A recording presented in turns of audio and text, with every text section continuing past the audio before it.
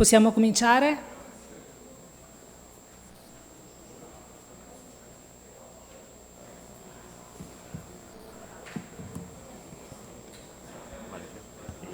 Te lo metto su io, quindi. Sì, stai qua che così magari...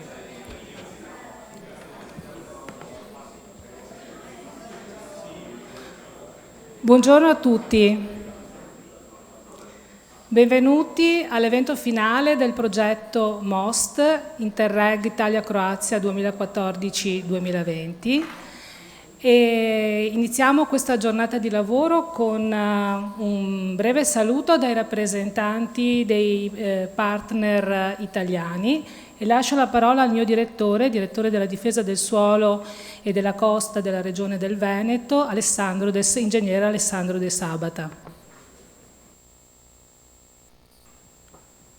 Buongiorno a tutti, si sente? Ecco, allora intanto grazie a tutti i presenti. Io vi porto naturalmente i saluti dell'amministrazione regionale, in particolare dell'assessore Giampaolo Bottaccin, che è assessore all'ambiente e alla protezione civile, e del direttore dell'area sicurezza del territorio, che è l'architetto Luca Marchesi, che purtroppo non hanno potuto partecipare a questo evento. Allora credo che nessun progetto abbia mai avuto un contesto così favorevole per la presentazione dei risultati finali. Ma è ormai noto, insomma, l'abbiamo visto tutti, il problema che incombe oggi attualmente in Italia, in particolare nelle regioni del nord, il problema della siccità è un problema che si scontra proprio con i temi che vengono trattati da questo progetto, che è arrivato alla sua naturale conclusione, e vedremo oggi con quali risultati. La siccità ci fa fare i conti appunto con la risalita del cuneo salino. Sappiamo che il Veneto, ma anche la Croazia soffre di questa problematica. Il territorio veneto, oltre ad avere bellissime montagne, patrimonio dell'UNESCO, hanno anche una zona costiera di pianura che soffre un po' del fatto che è un'area che è stata sottoposta a bonifica e che quindi è perennemente in conflitto con il mare, quindi con le acque che in caso di scarsità di risorsa idrica proveniente dai fiumi che va a ricaricare le falde, si trova appunto a conquistare terreno e a risalire. Oggi, almeno le notizie di ieri, erano che sul Po, alla foce del Po, oramai l'acqua di mare è arrivata a 25 km dalla foce, quindi con gravi danni naturalmente alle culture e a tutto il resto. Naturalmente abbiamo il problema della risorsa idropotabile. Molte delle risorse idropotabili per il Basso Veneto e per l'Emilia vengono assunte e attinte dai fiumi. L'Adige, ad esempio, in foce ha una barriera antisale che però sappiamo funziona solo nel momento in cui abbiamo portata. Se non abbiamo portata, questa barriera perde la sua efficacia. Ci sono allo studio molti altri interventi, strutture più efficienti che dovrebbero anche vedere la luce con la collaborazione dei consorzi di bonifica, dovrebbero garantire una maggiore efficacia, ma naturalmente sono tutti interventi che devono essere realizzati e quindi vediamo con particolare soddisfazione questi progetti che consentono di valutare, di studiare delle soluzioni che possono essere anche alternative ed efficaci. Quindi brevemente, naturalmente voi lo sapete, è un progetto che è stato finanziato nell'ambito del programma Interreg Italia-Croazia 2014-2020, una partnership che ha un grande successo, che insomma ha sempre funzionato molto bene per tanti anni, si è concluso nei 3 anni e prevedeva una spesa di 2,5 milioni di euro. Per quanto riguarda la parte veneta, i soggetti che hanno svolto questa attività, coordinati dalla Direzione Difesa del Suolo, appunto, sono l'Università di Padova e l'Università di Spalato e il CNR. Per la Regione Veneto ha collaborato anche, e poi lo sentiremo, anche l'Unità Organizzativa Agroambiente, che si occupa appunto del coordinamento dei consorzi di bonifica del Veneto. Quindi io non ruberei poi il tempo al convegno, lascerei piuttosto la parola ai rappresentanti dei collaboratori veneti del progetto, e in particolare lascerei la parola al professor Paolo Salandin, professore ordinario di strutture idrauliche e idrologia del Dipartimento ICEA dell'Università di Padova, che porta i saluti appunto del proprio ente.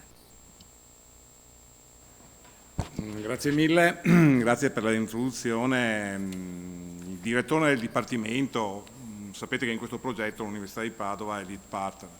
Il direttore del Dipartimento si scusa, ma ha una commissione di concorso oggi ed è in un'altra città, perciò fisicamente non riusciva a essere presente né in persona né in videoconferenza.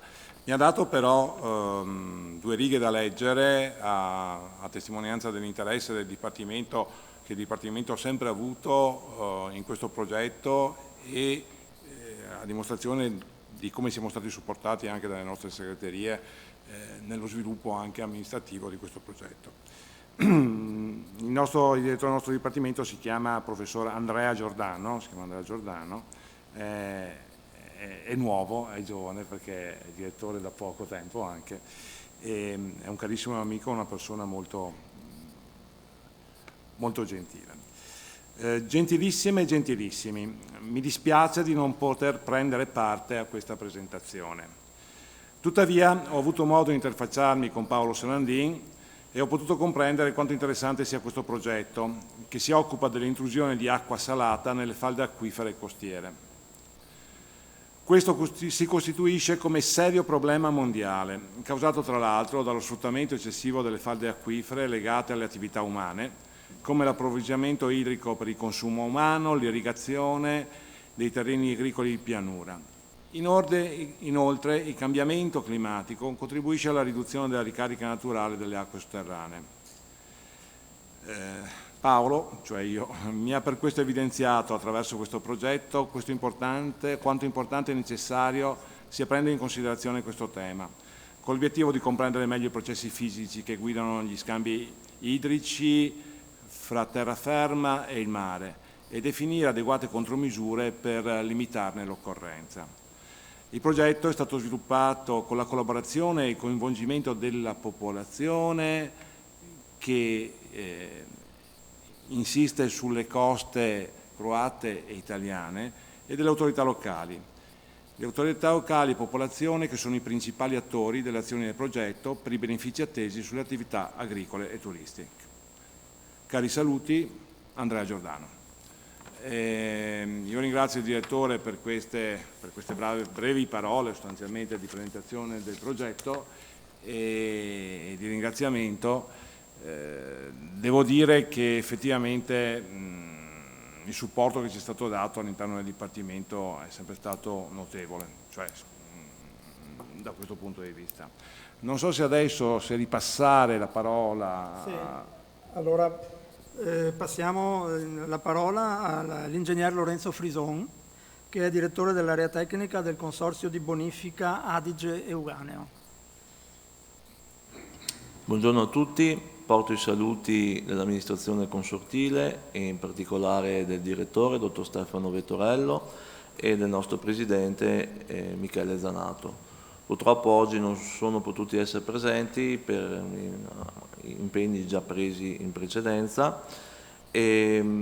Allora non mi ripeto perché il tema è attuale, basta leggere i giornali che l'argomento è molto sentito. Noi come consorzio siamo in piena attività irrigua e uno dei problemi fondamentali è sicuramente la salinità per le zone costiere. Quindi il Consorzio comunque, grazie anche alla lungimiranza dell'ingegner Gasparetto, che è in pensione, fin dagli anni 90 ha dato il supporto agli enti appositamente proposti per lo studio della tematica, che ha portato, devo dire, a degli ottimi risultati. Dobbiamo evidenziare che comunque il Consorzio negli anni 2000, assieme al Comune di Chioggia, alla Regione del Veneto, al Provveditorato Interregionale Opere Pubbliche e al Ministero delle Politiche Agricole, Alimentari e Forestali, ha proposto e anche progettato un'opera estremamente importante, che è lo sbarramento Brenta alla Foce, che ha proprio appunto la funzione di contrastare la risalita del cuneo salineo. E ormai da circa 5-6 mesi il tema è diventato attuale, perché dovrebbero partire i lavori e, tenuto conto di questa annata, diventano sempre più importanti e prioritari. Nel merito del progetto MOST, in cui ho assunto un ruolo più tecnico che politico, devo dire che era la mia prima esperienza e sono restato anche un po', diciamo, colpito, perché anche nella nostra parte, che era quella relativa alla progettazione dell'opera idraulica, il coinvolgimento di altri enti che ovviamente hanno punti di vista leggermente diversi dal nostro e possono vedere l'opera da sfaccettature diverse, ci ha permesso attraverso questa sinergia di realizzare, secondo me, una buona opera che ha la sua utilità, che ha la sua funzionalità per la ricerca. Quindi il messaggio da parte nostra è: ci siamo stati, ci siamo e speriamo di esserci, anzi vogliamo sicuramente esserci anche in futuro per iniziative e studi di questo tipo, che ha dato risultati sicuramente positivi in questo triennio all'interno del progetto MOST. Grazie a tutti. Grazie all'ingegner Trudon. Adesso passiamo la parola alla dottoressa Sandra Donnici, direttore dell'Istituto di Geoscienze e Georisorse del Consiglio Nazionale delle Ricerche, che è collegata, credo, con noi. Quindi gli lasciamo la parola per un saluto.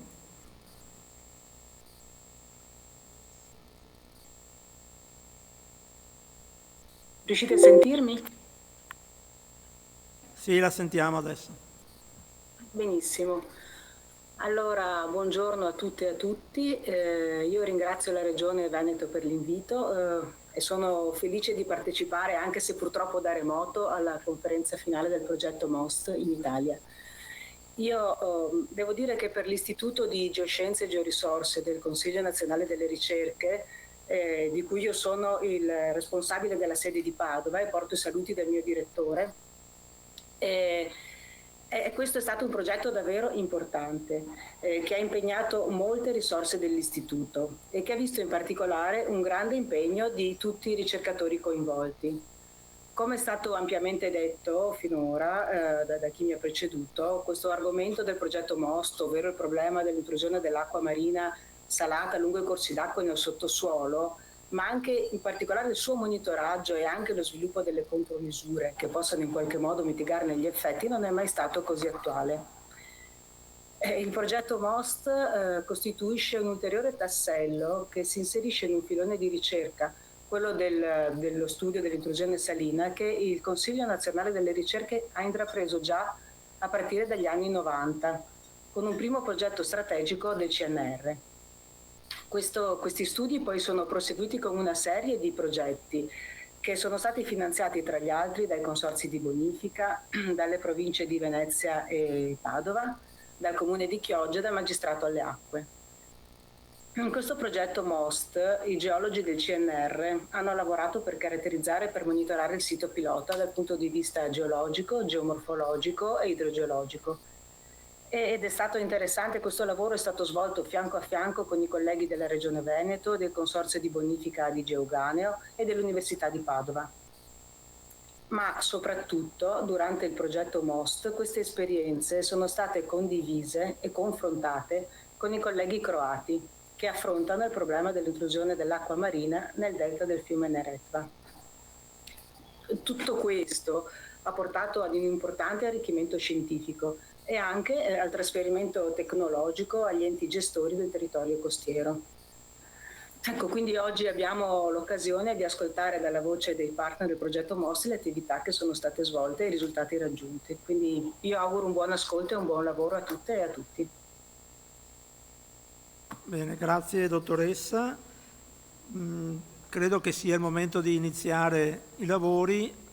Colgo l'occasione per salutare anche che è presente in sala l'assessore Zaccariotto della città metropolitana di Venezia, che ha voluto sentire e partecipare, quindi la ringraziamo e le auguriamo un buon ascolto, insomma, per quanto potrà trattenersi. Lascerei a questo punto la parola alla dottoressa Bassan che coordinerà la giornata. Vi saluto e vi auguro un buon lavoro. Grazie direttore.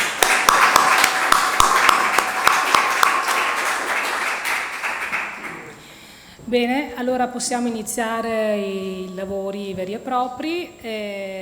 Abbiamo questa mezza giornata di tempo per illustrare le attività e i risultati del progetto MOST.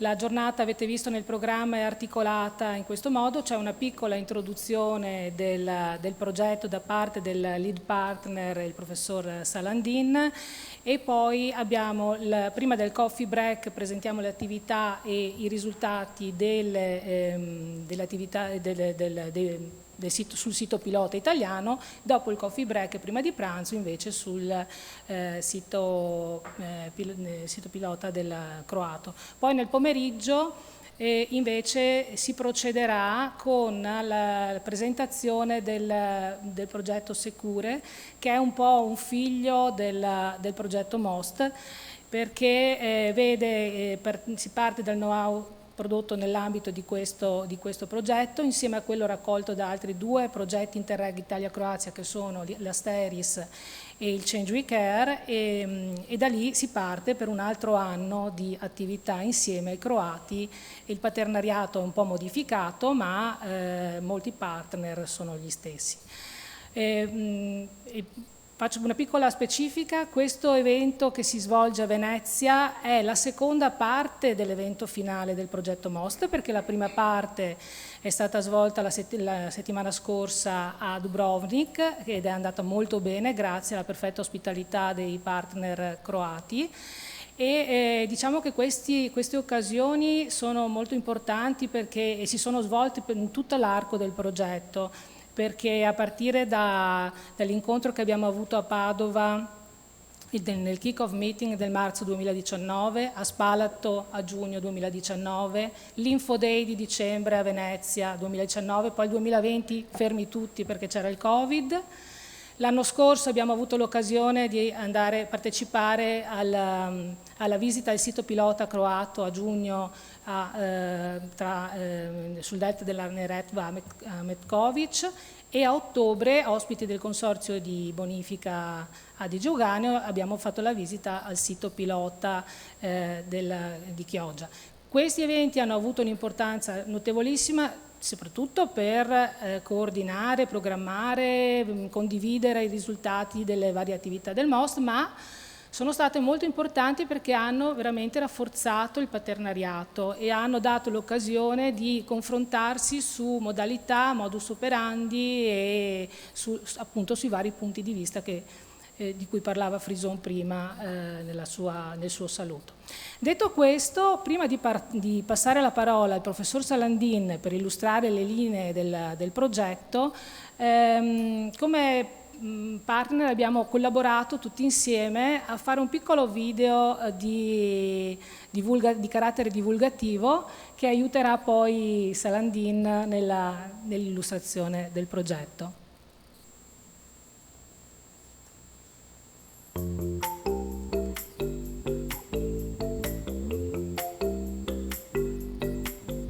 Hi, I have a question for you today. Do you know what saltwater intrusion is and how does it affect coastal plains? Saltwater intrusion is a natural phenomenon caused by the advancement of marine water from the sea and lagoons towards the inland, along river mouths and in the subsoil. This phenomenon results in the salinization of soils and aquifers, damaging agricultural activities and coastal freshwater resources. The combination of sea level rise, drought periods, and lowering of the ground elevation caused by land subsidence amplifies the extent of saltwater intrusion, with irreversible effects. Along the Italian and Croatian Adriatic coast, large areas are severely affected by this phenomenon, reducing freshwater availability and agricultural productivity. The MOST project, developed within the framework of the EU Interreg Italy-Croatia programme, has identified 2 study areas on which to conduct in-depth investigations and monitoring. These are the 2 coastal areas dedicated to agriculture. In Italy, we are on the low-lying plain just south of the Venice Lagoon, near Chioggia, at the mouth of the Brinta and Bacilone rivers. In Croatia, we are on the delta of the Neretva River, which is located in the plain between Split and Dubrovnik. The phenomenon of the saltwater intrusion can extend tens of kilometers inland. For example, in the Italian study area, this map shows the most vulnerable areas in orange and red colors. As part of the MOST project, sedimentary cores, geophysical surveys and monitoring of groundwater and surface water parameters were carried out, providing a significant step forward in our knowledge mechanisms driving saltwater intrusion and its dynamics. All the collected data allowed the development of mathematical and physical models to better understand the evolution of the phenomenon and to better design appropriate experimental measures to mitigate salinization. As can be seen in the Chioggia area, we built an infrastructure that takes fresh water from a canal and releases it through a sub-irrigation pipe along a sandy paleochannel. This experimental form of irrigation was then subjected to a hydrological and agronomic monitoring. Are you wondering what the results are? Close to the sub-irrigation pipe, fresh water spreads and mitigates the salinization of soil and aquifer, allowing the crops to develop better. That's an amazing result, isn't it? It surely is a starting point for new investigations and experiments on this phenomenon that is now increasingly global and relevant even in light of projected climate change. See you soon. Bene. Professor Salandin, la parola a te per la presentazione del progetto. Grazie, grazie sulla presentazione. Sto guardando cosa si vedeva alle mie spalle perché qua non lo vedevo. Perfetto, torno indietro di una pagina giusto per fare un riassunto generale. Due parole come considerazioni generali che dobbiamo fare su questo progetto. L'abbiamo detto, l'abbiamo visto, un progetto con 7 partner in cui una persona sostanzialmente, Università di Padova è lead partner, ma dove abbiamo CNR, Consorzio di Bonifica, Regione Veneto, Università di Spalato, Croatian Water e Dunea sostanzialmente, che alla fine si sono messi assieme e si sono uniti per raggiungere uno scopo, per cercare di mitigare, studiare e trovare dei metodi opportuni per arrivare a mitigare un problema. Un progetto che ha avuto un finanziamento globale di circa 2 milioni, adesso lo leggo qua di nuovo, circa 2 milioni e 6 di euro sostanzialmente, in cui diciamo che è stato supportato anche nella gestione del budget da enti esterni con cui ci siamo trovati benissimo come starter, dico tranquillamente. E che cosa fare su questo progetto? Quali erano gli scopi? Come ci siamo mossi? Vado avanti, perfetto. Gli scopi che avevamo, scusatemi, non riesco a vedere alle mie spalle. Vuoi metterti in piedi? Sì, mi metterò in piedi, ma non ho un microfono, credo, quindi... ok, no, adesso lo vedo. C'è lì, se vuoi metterti lì, guarda. No, adesso ci sono. Allora, c'erano due obiettivi sostanziali che ci eravamo proposti all'inizio del progetto, no? Uno era come mitigare il fenomeno dell'intrusione marina nei confronti dell'intrusione, come mitigare il fenomeno dell'intrusione salina, con particolare riferimento all'agricoltura. E per far questo l'idea era un monitoraggio esteso nelle due aree per avere coscienza di quello che bisognava fare, perché ricordiamoci che senza misura, grazie mille.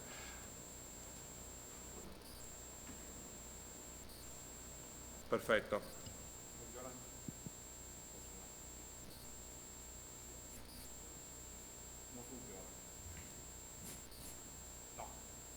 Continuo così, non importa.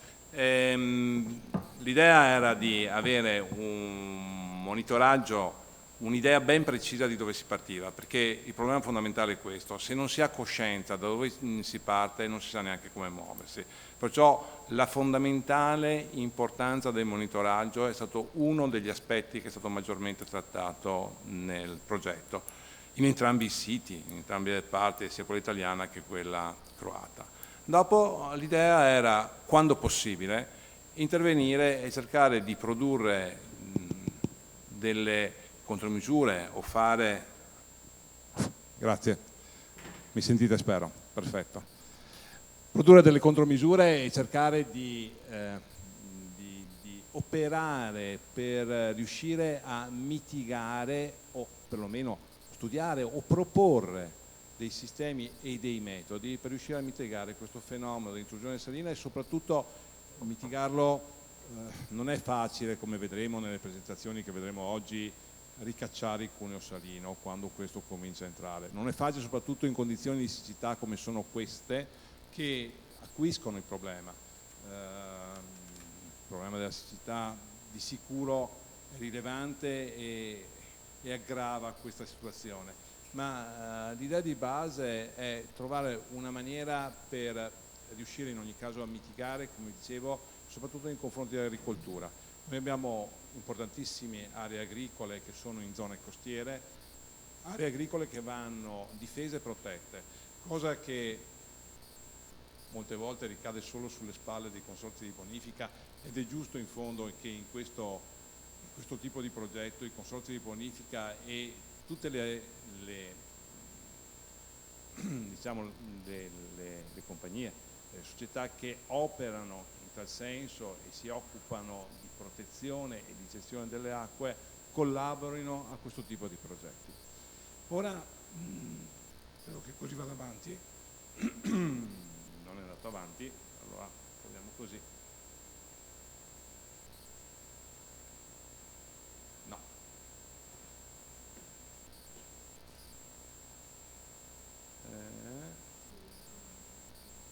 È già implementata la presentazione. Ok. 1 di 2, cerchiamo di far andare. Adesso prosegue con il tastino, specifica objective 1 di 2, perfetto. Scusatemi, abbiamo un po' di problemi sulla gestione della cosa. Allora, abbiamo due siti differenti. Dicevamo, abbiamo un sito veneziano dove abbiamo fatto questo studio, siamo vicino a Chioggia, Venice Coastal Plain da quella parte, e abbiamo l'altro sito vicino alla Neretva, con problematiche non identiche, d'accordo, ma che afferiscono allo stesso tema, ovvero sia problematiche legate all'intrusione salina nelle acque e nel suolo. Ricordo che il problema dell'intrusione salina è notevole perché in taluni casi si arriva fino, come avete visto prima nello schema, alla desertificazione del suolo. Il problema non è irrigare una volta con l'acqua che abbia un certo contenuto salino, il problema è che se si ripete questo atto per più volte o per molte volte si arriva alla salinizzazione del suolo, il processo diventa irreversibile e non si riesce più a coltivare. E questo è quello contro cui dobbiamo combattere, e questo è quanto dobbiamo cercare di, diciamo, mitigare, evitare questo tipo di problemi. Ora, fra i vari scopi che ci eravamo messi avevamo un altro specifico, un altro obiettivo molto importante. L'obiettivo molto importante, che era il secondo, era di cercare di diciamo, rilanciare, promuovere e favorire la cooperazione fra le due sponde dell'Adriatico. Questo perché abbiamo un nemico che si chiama cambiamento climatico, essenzialmente. Questo è un nemico comune. Abbiamo un nemico comune che si chiama intrusione salina sia nei fiumi che nelle coste. Questo problema non si risolve di certo con questo progetto, né credo che siano i numeri fantastici che ascoltiamo in questi giorni alla televisione che ci possono aiutare in questo senso. Ho sentito, se ne parlava stamattina in macchina, vedendo sostanzialmente di acqua salata che risale fino sulle montagne, quindi certe volte l'informazione giornalistica tende un po' a distorcere quella che è la realtà. La verità è, ed è molto grave, che l'intrusione salina, ad esempio, si parlava prima dell'Adige, sono decine di chilometri per cui sta entrando dentro. Il problema è anche un altro, perché una volta entrata in Adige si trasmette nel Falde, nei territori di Falda. Il problema è dopo quando regredirà e come regredirà questa intrusione. Lo vedremo anche nelle presentazioni di oggi e quello che potrà essere fatto. Di certo una cosa, la siccità acuisce il fenomeno, però trattare la siccità come un'emergenza è una contraddizione in termini, ovvero sia noi dobbiamo smettere finalmente di lamentarci di queste situazioni di emergenza e pensare probabilmente a fare di più e fare qualcosa di strutturale durante i periodi in cui non siamo in emergenza, perché sennò continueremo sempre a vivere sull'orlo della crisi, e questo io credo che nel 2022 non sia più lecito e ammissibile. E dicevo prima, uno degli scopi di questo progetto era quello di rilanciare una nuova cooperazione. Io sono contento perché alla fine di questi 3 anni, alla fine non siamo più partner, probabilmente siamo diventati amici, e di questo vi ringrazio sinceramente, tutti i partner italiani e croati. Grazie, non vi rubo altro tempo, passiamo alle presentazioni.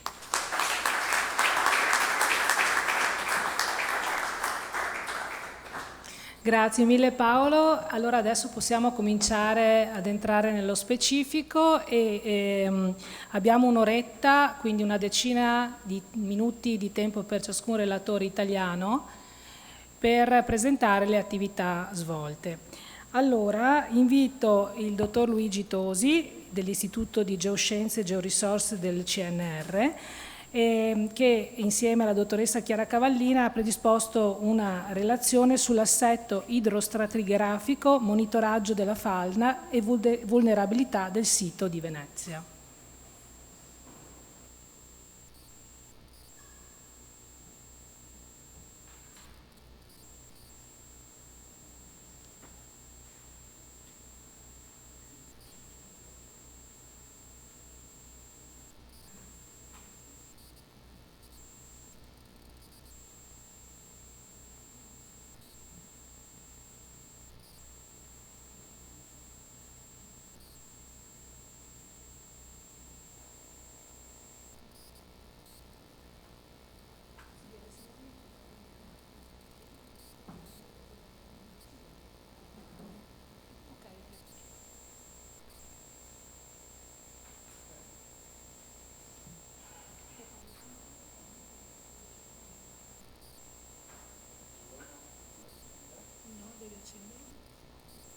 Buongiorno a tutti. Allora cominciamo con la prima esposizione a carattere un po' tecnico, diciamo, anche se cercherò di essere abbastanza divulgativo. Chiedo già scusa se sarà un po' più lungo dei 10 minuti, in quanto questa presentazione, come vedete anche dalla lista delle persone che hanno contribuito, include alcune diapositive di attività svolte dalla Regione Veneto.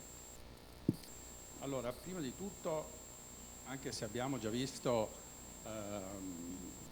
diciamo nel filmato iniziale quella che è l'area di studio del sito, l'area di studio italiana, faccio un breve inquadramento geografico. Quindi l'area di studio del sito italiano si trova a sud del margine, nella pianura a sud del margine della laguna meridionale di Venezia, ed è compresa appunto tra il Brenta, grosso modo dal fiume Brenta e il fiume Adige. In quest'area è stato individuato un sito specifico che chiamiamo sito pilota, in prossimità dell'idrova di Casetta, vicino al ponte di Capasqua, dove poi è stata sviluppata principalmente l'attività sperimentale. Questo sito è caratterizzato appunto da essere molto vicino al fiume Brenta Bacchiglione, quindi risente dell'influenza dell'acqua dolce quando il fiume appunto è carico, oppure può risentire dell'acqua salata quando abbiamo la marea entrante, come succede in questo periodo. Qui vedete un piccolo schema dove effettivamente grazie alla presenza di un sistema particolare di geomorfologico che noi chiamiamo un paleoalveo, ossia una struttura sepolta ad alta permeabilità, dove poi è stato realizzato uno degli interventi di mitigazione attraverso l'installazione di un tubo di subirrigazione che prende acqua dolce dal canale morto. Il canale morto generalmente ha acqua dolce perché esistono delle porte vinciane che bloccano l'ingresso della marea alla foce, dove converge assieme al fiume Brenta e Bacchiglione. Bene, allora comincio con un breve inquadramento idrostratigrafico dell'area di studio. Come vedete nella diapositiva a colori, l'area MOST si trova in una zona di pianura costiera molto complessa, dove diciamo, per quanto riguarda i terreni investigati, i terreni che sono di interesse per il progetto MOST, abbiamo trovato una serie, partendo diciamo dai terreni più antichi, una serie pleistocenica di carattere alluvionale e soprastante una serie olocenica molto eterogenea, dove esistono sedimenti di varie tipologie, a partire da sistemi di prodelta, sistemi litorali, sistemi di back barrier di laguna e sistemi alluvionali relativi diciamo alle foci dei fiume Brenta e dell'Adige, quando prima delle deviazioni fluviali immettevano in laguna. Sono stati realizzati 7 carotaggi diciamo, continui per il campionamento appunto di 7 carote. I carotaggi sono stati spinti fino a 20 metri e quindi abbiamo investigato tutta la serie olocenica fino alla parte sommitale del Pleistocene. Potete vedere da queste due sezioni che incrociano l'area di studio come diciamo, i depositi profondi, quindi diciamo, i primi depositi olocenici, la base dell'Olocene, siano tutto sommato abbastanza omogenei, quindi diciamo, quasi tabulari, mentre la parte sommitale dei depositi olocenici è molto eterogenea. Questo perché appunto sono presenti dei sistemi canalizzati antichi paleocanali, oggi parzialmente sepolti, che sono delle vie preferenziali per i flussi di acqua sotterranea, proprio perché sono strutture a maggior permeabilità dei sedimenti che si trovano nelle aree circostanti. Monitoraggio è stato eseguito sia nelle acque di falda che nelle acque superficiali. Qua ho portato 3 esempi di misure eseguite in pozzo attraverso profili di conducibilità elettrica. Conducibilità elettrica possiamo grosso modo assumerla quasi come la salinità dell'acqua, e le differenze tra le curve azzurre e le curve rosse sono semplicemente i valori minimi e i valori massimi che abbiamo riscontrato attraverso un centinaio di misure che abbiamo realizzato durante questi più di 3 anni di progetto. E cosa si nota? Si nota che un background salino molto spinto, quasi prossimo alla salinità dell'acqua di mare, quindi diciamo la falda freatica nella parte più profonda a 30-40 millisiemens centimetro, che quindi quasi corrispondono ai 25-30 grammi litro. Teniamo conto che il mare ha mediamente 35 grammi litro, quindi diciamo è un'acqua marina in tutti i sensi. Mentre la parte più superficiale, diciamo i primi 2 metri di profondità che troviamo, spesso contengono un sottile livello di acqua a minor salinità, non sempre dolce, ma comunque una salinità minore. E invece i tre grafici in basso riportano la salinità, la conducibilità elettrica misurata nel fiume Brenta, Bacchiglione e Morto. Anche qui c'è una grossa variabilità che dipende chiaramente dalla marea, dalla portata dei fiumi, ma quello che è interessante è che il Canal Morto, grazie alle porte vinciane che bloccano la risalita della marea, grosso modo il Canal Morto mantiene sempre un certo quantitativo di acqua dolce.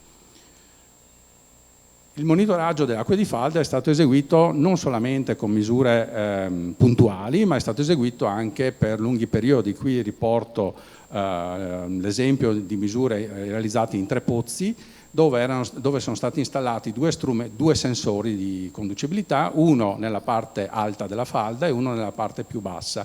Perché questo? Perché c'è una stratificazione all'interno dell'acquifero e volevamo evidenziare effettivamente quanto variava, diciamo, la salinità nella parte alta e nella parte bassa dell'acquifero freatico. Il grafico include anche la piovosità. Le piovosità sono quelle barrette azzurre e si vede molto bene come la salinità diminuisce in modo molto significativo con gli eventi piovosi. Gli eventi piovosi ovviamente di una certa importanza. Ed è l'unico modo al momento che dove è possibile mitigare in pratica la falda, quindi al momento non ci sono altri sistemi. La pioggia è quello che riesce ad addolcire, anche se non in modo radicale, ma in modo abbastanza sensibile, la parte sommitale della falda freatica. Lo studio dettagliato di queste carote, di questi sedimenti, combinato poi con l'analisi dei profili di salinità lungo i pozzi, ci ha fatto individuare che la stratificazione dell'acqua, che normalmente avviene per densità, le acque salate più dense rimangono in basso e quelle più dolci o meno salate galleggiano appunto sulle acque salate, non dipende esclusivamente da una relazione di densità, ma dipende anche spesso dalla presenza dei constraints, che sono praticamente dei livelli di materiale, di sedimenti a granulometria diversa, e che riescono in qualche modo a imporre queste curve, queste ginocchia che vediamo nelle curve dei profili di salinità. Ecco, questo è sintetizzato un modello concettuale di quello che avviene nel sito pilota di Chioggia. Si sono simulate tre condizioni idrogeologiche. La situazione A è quando abbiamo un periodo secco, non secco come oggi, non come secco in questo periodo, ma diciamo un periodo estivo, dove ci sono le porte vinciane che bloccano l'intrusione salina nel Canal Morto e dove c'è una situazione di alta marea. Vediamo che in questo caso non abbiamo un effetto di mitigazione.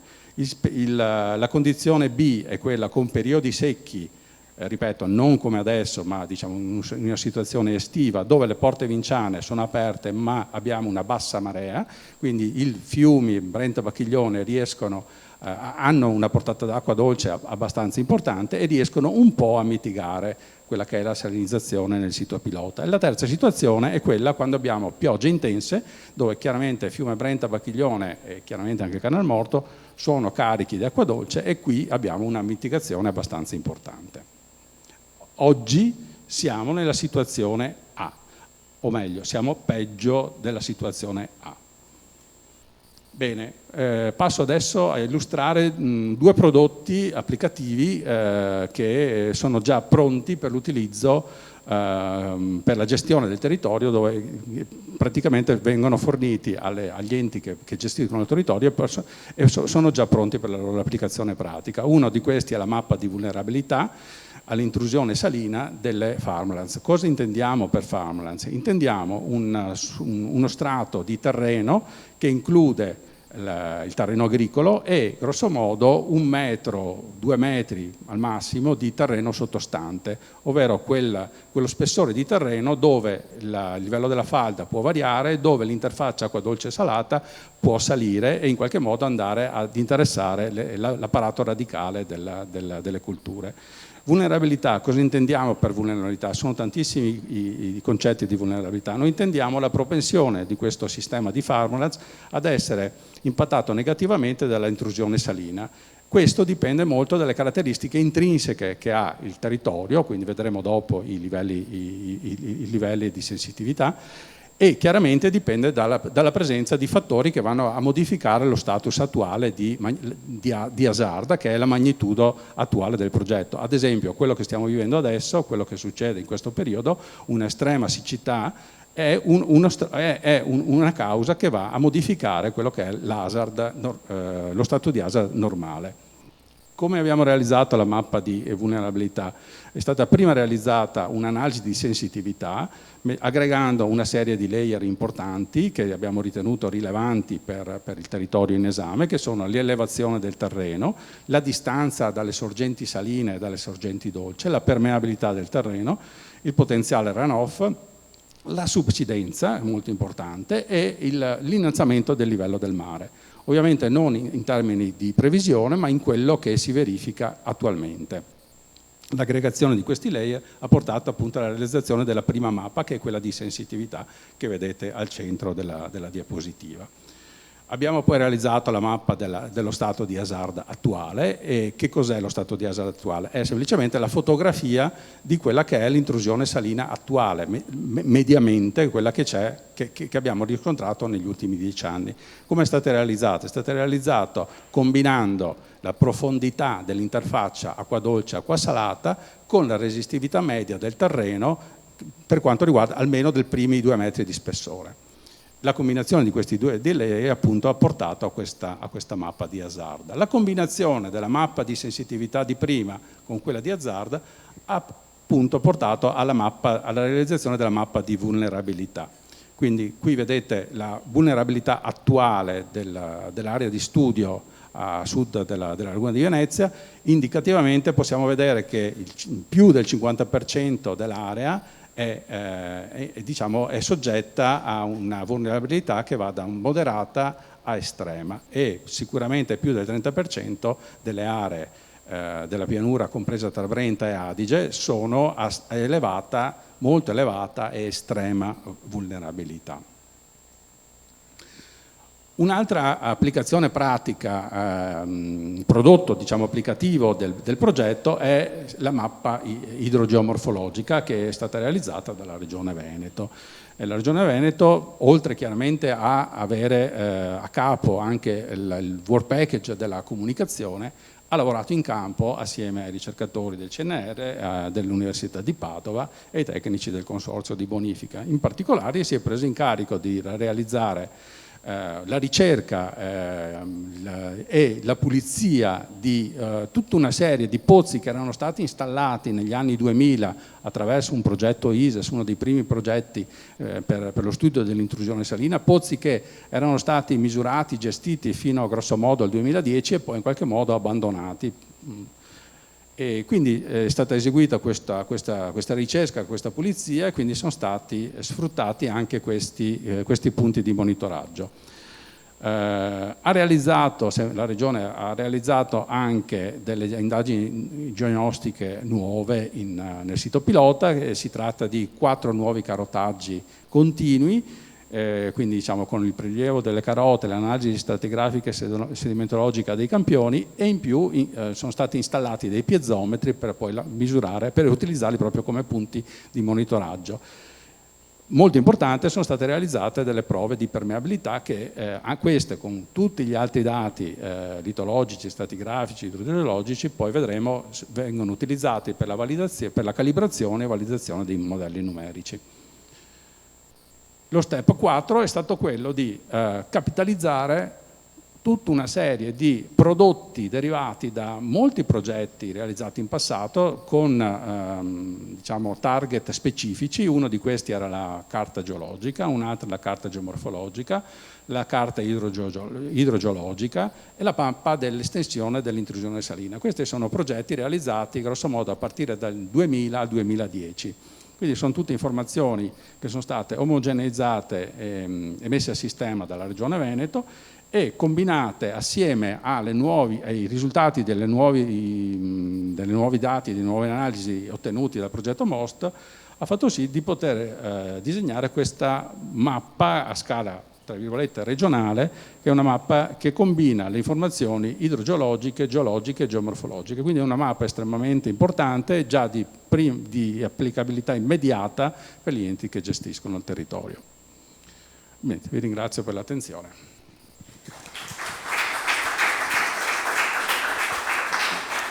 Grazie Luigi per la velocità, alla fine non ci hai messo molto di più del previsto. Ti ringrazio anche per aver illustrato brevemente anche il contributo dato per la parte di ricerca da parte della Regione del Veneto. Permettetemi di ringraziare i collaboratori della Regione del Veneto che sono Giuditta Gabrielli, l'ingegnere Giuditta Gabrielli, l'ingegner Roberto Socin, Sandra Primon, geologa che ha redatto la carta idrogeomorfologica e poi anche Pietro Zangheri che ha collaborato. Poi non nomino tutti gli amministrativi che sono qui dentro che hanno lavorato tantissimo a permettere che questo progetto venga fatto, ma ricordo Giulia Giacomello e Laura Sandei che sono qua presenti.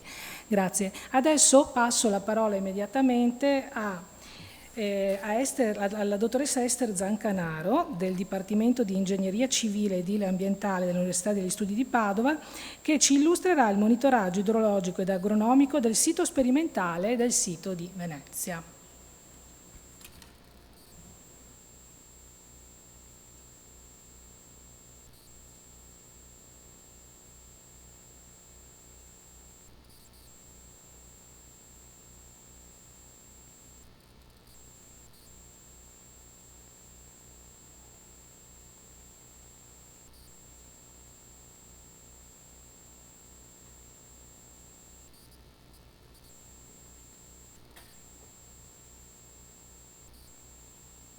Finché Ester trova la presentazione, ringrazio anche Eleonora Scarpa che ci sta dando una mano per l'organizzazione di questo convegno.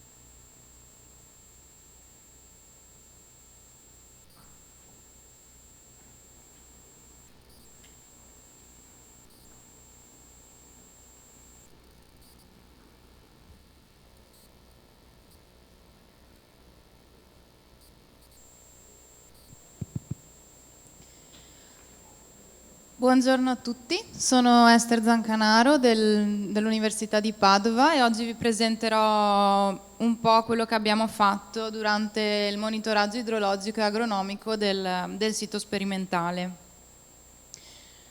Per monitorare l'intrusione salina nel nostro sito pilota abbiamo installato diverse stazioni di monitoraggio sia per quanto riguarda il suolo e sia per quanto riguarda la falda. In particolare sono state installate 5 stazioni di monitoraggio, 3 all'interno del paleocanale di cui vi parlava prima Luigi e 2 all'esterno, per monitorare anche l'effetto del dreno che è stato installato. In aggiunta nel 2021 sono stati installati anche dei pozzi aggiuntivi, dei piezometri aggiuntivi per monitorare gli effetti della ricarica di acqua dolce, gli effetti laterali. In più è stata installata una stazione meteorologica durante tutti e 3 gli anni del progetto. All'interno di ogni stazione di monitoraggio abbiamo questi sensori a diverse profondità che monitorano la conducibilità elettrica del suolo e l'umidità e la temperatura più o meno nella zona radicale in cui il mais cresce. E in aggiunta, nei piezometri è stata monitorata circa una volta alla settimana la salinità, la temperatura e la profondità della falda. Durante il 2021 sono state fatte anche delle tomografie elettriche nei punti delle stazioni di monitoraggio 1 e 2 per vedere se riuscivamo in qualche modo a captare l'effetto della ricarica d'acqua dolce quando il dreno è stato aperto per un mese all'incirca l'anno scorso, per cercare di caratterizzare le nostre aree di monitoraggio. Qui vi ho portato due esempi, una è la stazione 2 che è la centrale all'interno del paleoalveo e la stazione 5 che invece è all'esterno in una zona torbosa. Come vedete nei due grafici a destra la tessitura è molto simile, non ci sono grandissime differenze, ma le proprietà come la densità apparente e il carbonio organico sono molto differenti, perché appunto la stazione 5 si trova in una zona torbosa, quindi abbiamo un elevato contenuto di sostanza organica, una maggiore capacità di scambio, quindi una maggiore salinità e un pH più basso perché la torba è acida. Questi sono i risultati del monitoraggio della salinità del suolo nelle due stazioni di cui vi ho parlato nella slide precedente, del 2019 e del 2020. Nella stazione 2 non ci sono delle grandissime differenze tra il 2019 e il 2020, abbiamo una salinità abbastanza bassa perché appunto all'interno del paleoalveo abbiamo una lisciviazione molto veloce, quindi si riesce a mantenere una salinità abbastanza contenuta.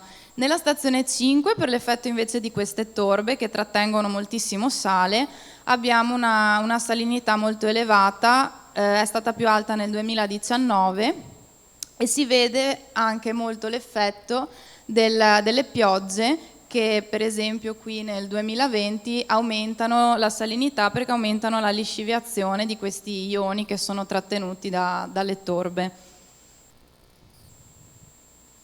Questi sono i risultati del monitoraggio dell'acqua di falda. Noi abbiamo monitorato solo i primi 2-3 metri della falda, quindi soprattutto il cappello un po' più dolce iniziale e poi inizia a essere un po' più salata.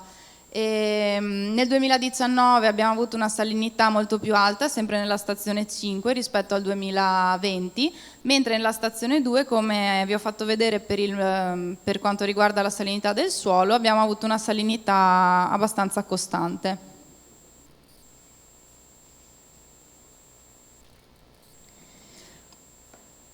Questo riguarda sempre il monitoraggio dell'acqua di falda, ma dal punto di vista del contenuto in ioni e cationi. E in particolare abbiamo dei box and plot che mostrano il contenuto in cloro nelle 5 stazioni di monitoraggio nel 2019-2020, il contenuto in sodio, che già sono i due catione e anione maggiormente presenti nell'acqua di mare, e questo rapporto cloro-bromo che è molto importante perché è un rapporto conservativo, nel senso che anche se cambiano le concentrazioni dei due ioni, il loro rapporto rimane costante. E, come possiamo vedere, nella stazione 5 le concentrazioni di cloro e di sodio sono molto elevate, come vi ho fatto vedere anche per quanto riguarda il monitoraggio del suolo. E molto importante, nel rapporto cloro-bromo si vede che la stazione 1 ha questo rapporto identico a quello, la mediana, identica al rapporto che troviamo nell'acqua di mare. Questo è un forte indice di intrusione salina. La stazione 2 e la stazione 3 sono leggermente meno influenzate da questo fenomeno, mentre la stazione 5 ha un rapporto più alto, il che vuol dire che la salinità probabilmente è influenzata anche da altri fattori, come appunto il discioglimento di questi sali che vengono trattenuti nelle torbe e che alzano questo rapporto. Questi sono i risultati delle tomografie elettriche che abbiamo fatto appunto per verificare se la ricarica d'acqua dolce aveva avuto qualche effetto. E questa è la differenza percentuale di resistività tra il 20 agosto e il 7 settembre. Il dreno era già aperto da circa una ventina di giorni e possiamo vedere come nella stazione 1 e RT1 la differenza percentuale tra le due date è molto elevata, arriviamo a un 280% di differenza. La stazione 1 è la più vicina all'opera di presa e l'effetto è molto più evidente. Nella stazione 2 è minore l'effetto, però comunque si nota attorno al dreno un buon cambiamento della resistività. Il monitoraggio della condizione agronomica. Durante i 3 anni è stato seminato mais e diversi ibridi, i primi 2 da 135 giorni, l'ultimo da 130, tutti della Pioneer, e sono stati seminati praticamente nello stesso giorno nei 3 anni. Il primo anno è stato raccolto molto tardi il mais perché è stato un anno molto piovoso e non si riusciva a entrare in campo. E gli ultimi 2 anni invece più o meno la stessa data, intorno al 10 settembre. Per monitorare la condizione della cultura sono stati presi dei campioni di mais nelle varie stazioni di monitoraggio durante i 3 anni e sono stati analizzati per l'azoto, l'umidità residua, proteine, grassi e amido. Qua abbiamo qualche risultato. I primi 3 sono analisi fatte sulla granella, quindi appena prima della raccolta del mais sono stati presi questi campioni, poi seccati e analizzati per azoto, proteine e amido. E invece l'ultimo grafico rappresenta l'andamento dell'azoto nella biomassa alle varie date nelle 5 stazioni di monitoraggio. Questo decremento dell'azoto è naturale, nel senso che man mano che la pianta va verso la senescenza abbiamo una riduzione importante. L'ultimo risultato del monitoraggio della cultura sono queste mappe di resa che vengono fatte grazie a dei sensori installati nella trebbia che quando raccoglie il mais misura ogni tot metri la resa. Nel 2019-2020 abbiamo avuto una resa abbastanza buona, visto che la zona è anche appunto affetta dall'intrusione salina, mentre nel 2021 abbiamo avuto un fortissimo decremento. Le mappe di resa si possono mettere anche in relazione ad altre mappe che sono state fatte con dati raccolti precedentemente. La prima è la mappa del carbonio organico percentuale nel suolo, la seconda è la mappa della conducibilità elettrica apparente e possiamo notare che la zona dove abbiamo un contenuto organico più alto e una salinità più alta è anche una delle zone dove abbiamo una produzione molto bassa, quindi diciamo nella zona verso destra l'effetto con alta probabilità è dovuto alla forte salinità della zona. Invece nella zona di sinistra, quello è un piccolo paleoalveo sabbioso, possiamo notare come abbiamo una zona molto molto sabbiosa, una conducibilità elettrica più bassa perché appunto nelle zone sabbiose abbiamo una lisciviazione molto alta e anche lì una produzione molto bassa, quindi diciamo la salinità nel nostro sito, la produttività nel nostro sito è influenzata in negativo da questi due, dalla salinità ma anche dalla presenza di questi paleoalvei sabbiosi. Grazie.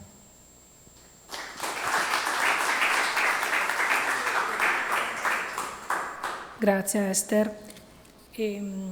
Passo ora la parola all'ingegner Andrea Artuso del Consorzio di Bonifica di Geuganeo che ci illustra la realizzazione e strumentazione di una infrastruttura per la mitigazione del fenomeno di intrusione salina nel sito di Venezia.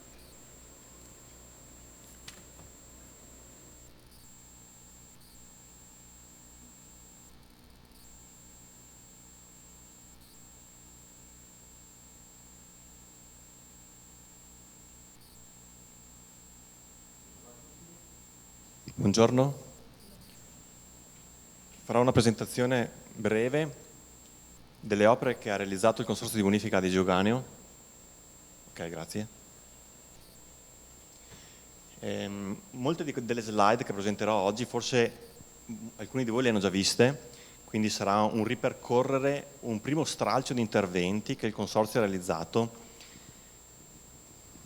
mentre poi andremo nel dettaglio in una seconda fase di interventi che sarà più dedicata all'installazione di strumenti per il monitoraggio dell'intrusione salina.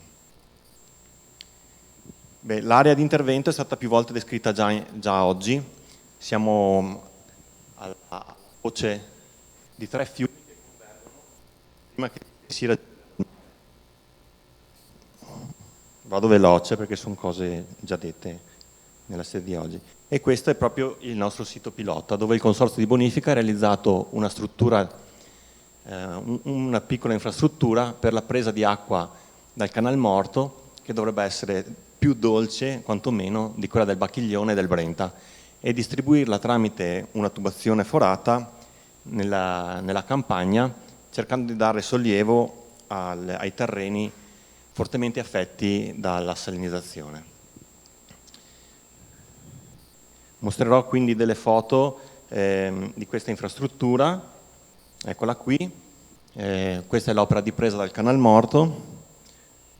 Questa è la tubazione che abbiamo posato per distribuire l'acqua dolce nella campagna.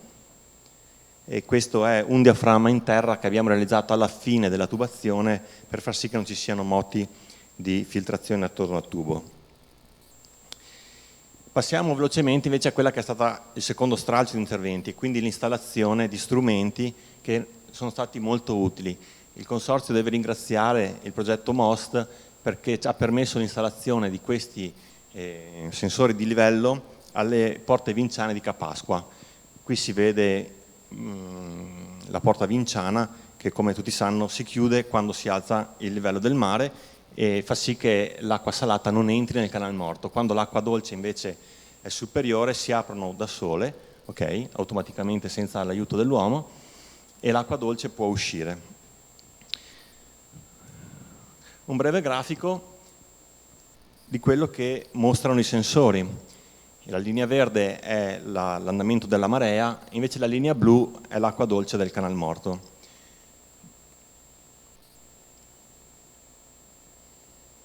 Vorrei soffermarmi un attimo su questa slide perché è evidente come quando la linea blu raggiunge la linea verde le porte vinciane si aprono. Si aprono solamente quando c'è il picco di minimo. Okay? Quando c'è il minimo giornaliero. Nel corso del tempo la raggiunge sempre meno perché c'è sempre meno portata d'acqua dolce. Abbiamo installato anche un sensore all'arrivo dell'idrovora casetta, un sensore che misura in continuo la salinità. Anche questi dati vengono recepiti nel nostro sistema di telecontrollo e monitorati in continuo.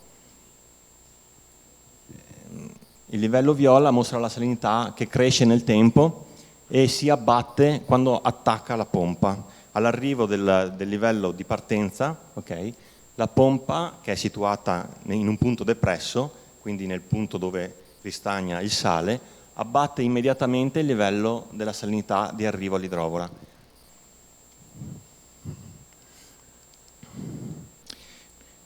Oltre a tutto questo facciamo anche un monitoraggio manuale. Facciamo un monitoraggio con un sensore portatile in diversi punti a campione con una frequenza circa settimanale. Questi dati vengono riportati in una tabella che più volte condividiamo anche con gli altri partner. Arrivo velocemente a quelle che sono le conclusioni. Stiamo vivendo una situazione drammatica dal punto di vista della siccità. Come ha detto anche il professor Salandin, questa situazione non può essere considerata un'emergenza perché dobbiamo affrontarla ormai ogni anno. Quest'anno in particolare la siccità fa sentire molto forti i suoi effetti.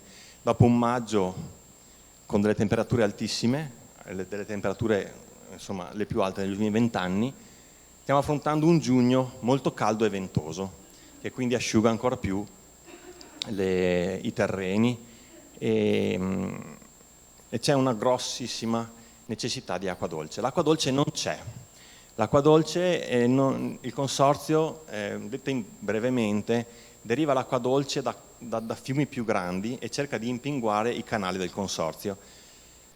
L'acqua dolce scarseggia nei fiumi più grandi e quindi noi facciamo fatica a impinguare i canali del consorzio. Qui volevo mostrare la situazione attuale, okay, è del 20 giugno, pochissimi giorni fa, alle Porte Vinciane di Capasqua, dove nemmeno col minimo di marea il Canal Morto riesce ad aprire le Porte Vinciane. Il Canal Morto, la linea blu, è costante, non c'è apporto di acqua dolce.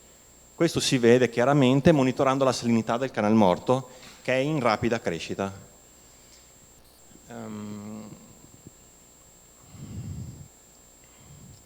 Ho riportato anche dei dati dove il minimo di marea è posto a 9,89, mentre il Canal Morto è costante a 9,70. Quindi non si aprono le Porte Vinciane nemmeno col minimo di marea. Il contenuto nel Canal Morto siamo arrivati a circa 3 microsiemens per centimetro in rapida crescita. Questo è anche dovuto, permettetemi di fare un passaggio in più, è anche dovuto al fatto che le idrovore non partono, non si arriva al livello di attacco delle pompe, proprio appunto, come ho detto prima, non c'è acqua che arriva alle idrovore. Quindi i canali di scarico, e il Canal Morto è l'ultimo di tutti i canali di scarico che va a foce, dovrebbe recepirli un po' tutti, non ricevono acqua dagli impianti di sollevamento del consorzio di bonifica. Per questo il Canal Morto mostra un livello costante, quindi non cresce il livello di acqua nel Canal Morto. Non ci sono previsioni di pioggia per i prossimi 7 giorni e anche l'ultimo punto è quello che ho appena detto: gli impianti di sollevamento fanno fatica a raggiungere i livelli di partenza. Io ho avuto la fortuna tra virgolette fortuna, di essere reperibile la settimana scorsa e ricevere le richieste disperate di acqua dolce dagli agricoltori, perché facciamo fatica ad accontentare tutti. Più si va a monte nel comprensorio, più diciamo, i proprietari terrieri tenderebbero a trattenersi l'acqua dolce, anche se non la stanno usando. È difficile spiegar loro che a valle ci sono altri che hanno bisogno e quindi anche se smettono di irrigare tendono ad alzare paratoie e a trattenere l'acqua dolce. Si sta un po' creando una piccola conflitto, okay, fra i vari bacini. Questo mi riporta al discorso ancora una volta che diceva il professor Salandin, che bisognerà in un prossimo futuro pensare di affrontare una situazione che ormai è costante, cioè nei prossimi anni dovremo affrontare situazioni di questo tipo più volte, ecco. E quindi fare delle soluzioni ad ampio respiro.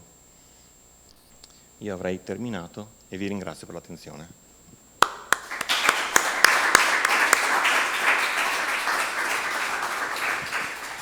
Grazie Andrea. Hai descritto una situazione veramente drammatica, si va verso la desertificazione in questo modo, la desertificazione dei suoli è la cosa molto preoccupante. Grazie ancora. E adesso ritorno la parola al professor Salandin, che ha preparato questa presentazione con il dottor Tommaso Trentin del Dipartimento di Ingegneria Civile Edile ed Ambientale dell'Università di Padova, dal titolo Modello fisico di laboratorio, evidenze dalle sperimentazioni in acquiferi omogenei ed eterogenei.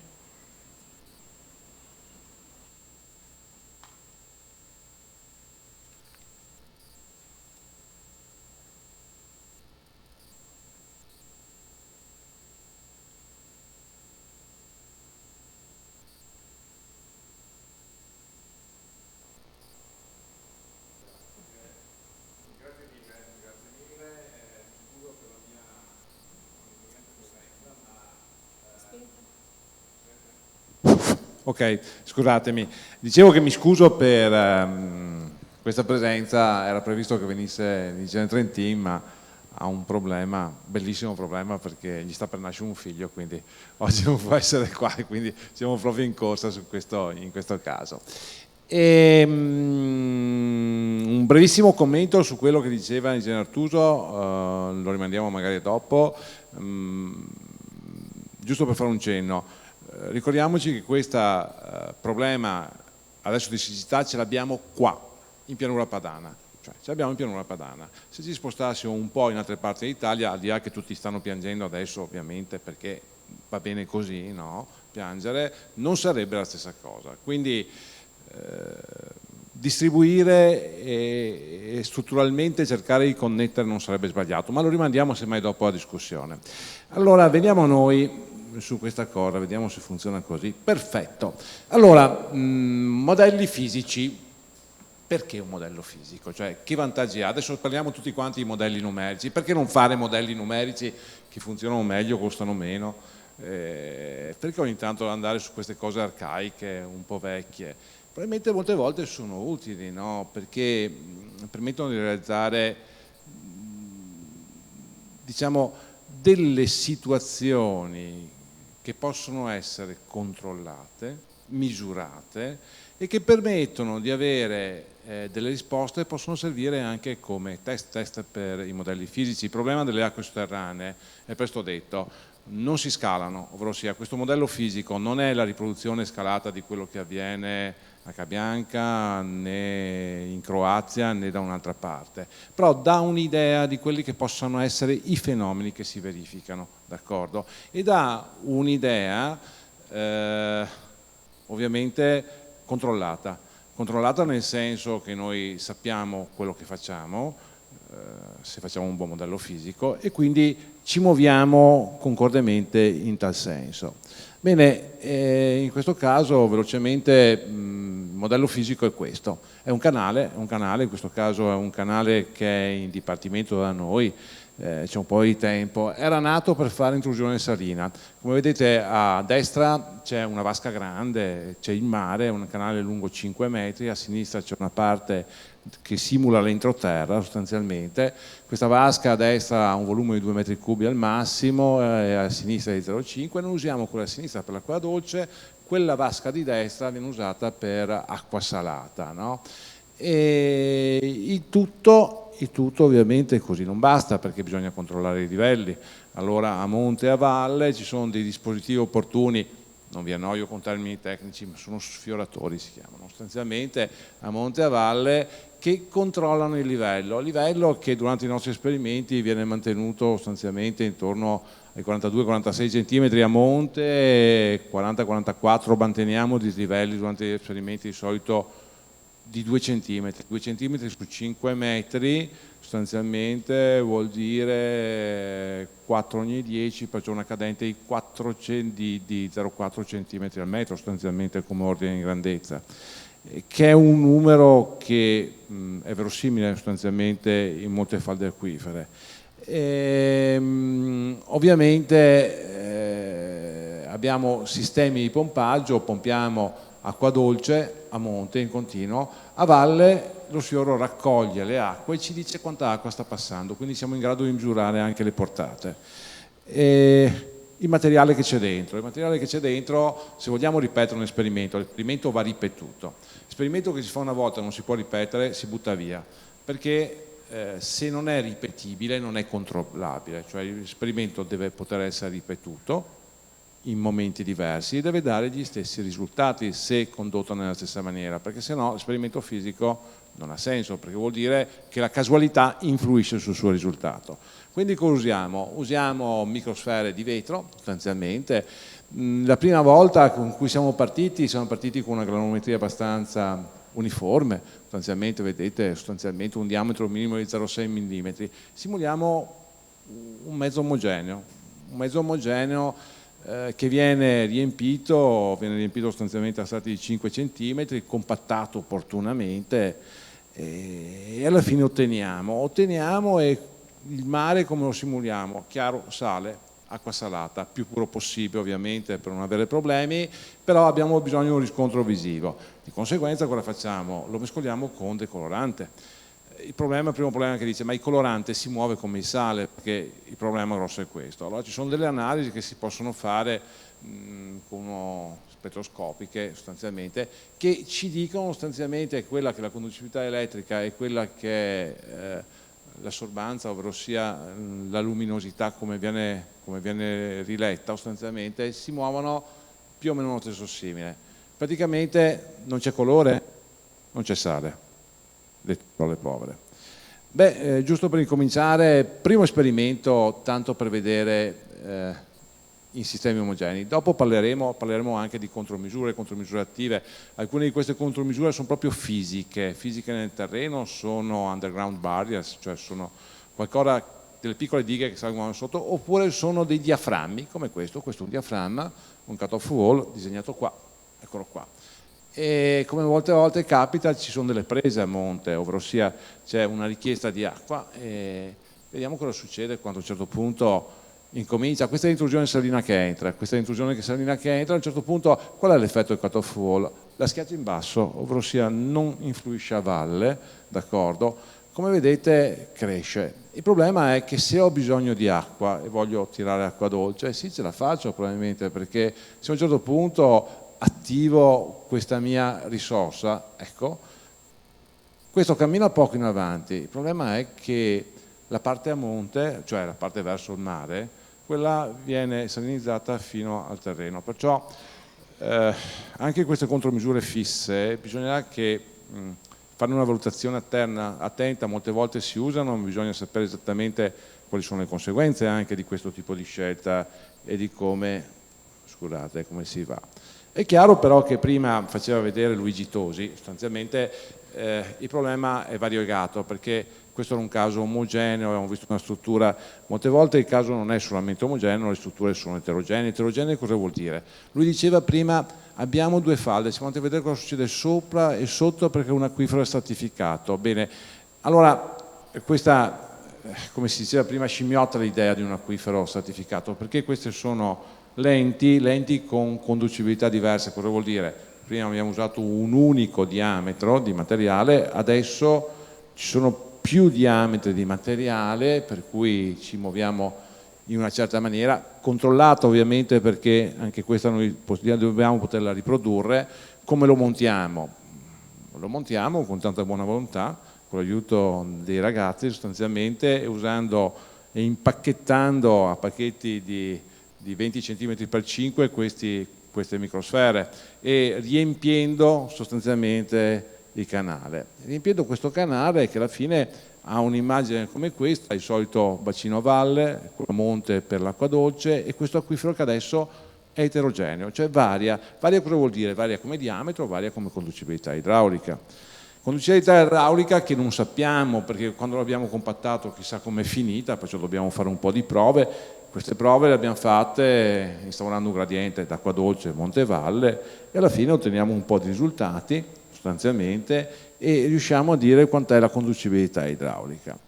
Il tutto pronto per partire con un esperimento con due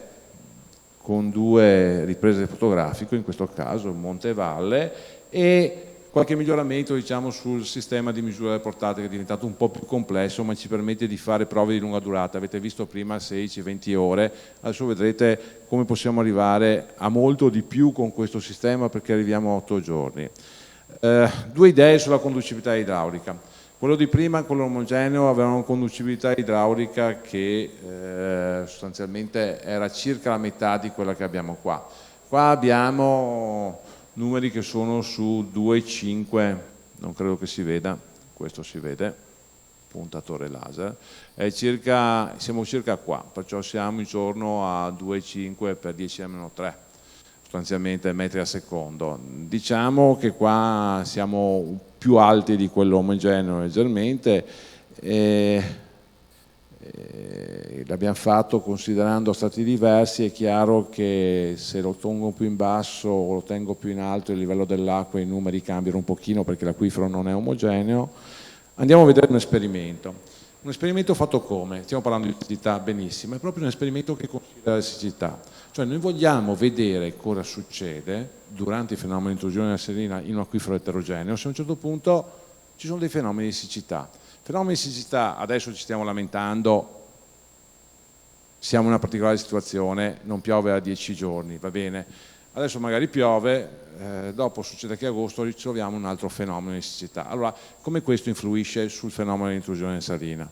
Allora in questa nostra diciamo, studio abbiamo tenuto il livello alto a monte e basso a valle. A un certo punto chiudiamo chiudiamo l'alimentazione a monte, cioè c'è una siccità, in questo caso l'abbiamo fatto durare poche ore, 8 ore, dopo riprende normalmente, c'è un nuovo periodo di siccità di circa 10 ore e dopodiché riprendiamo, perché volevamo vedere quanto tempo ci vuole per tornare alle condizioni iniziali, come siamo partiti fin dall'inizio, cioè quanto è necessario per avere un recovery sostanzialmente della situazione iniziale.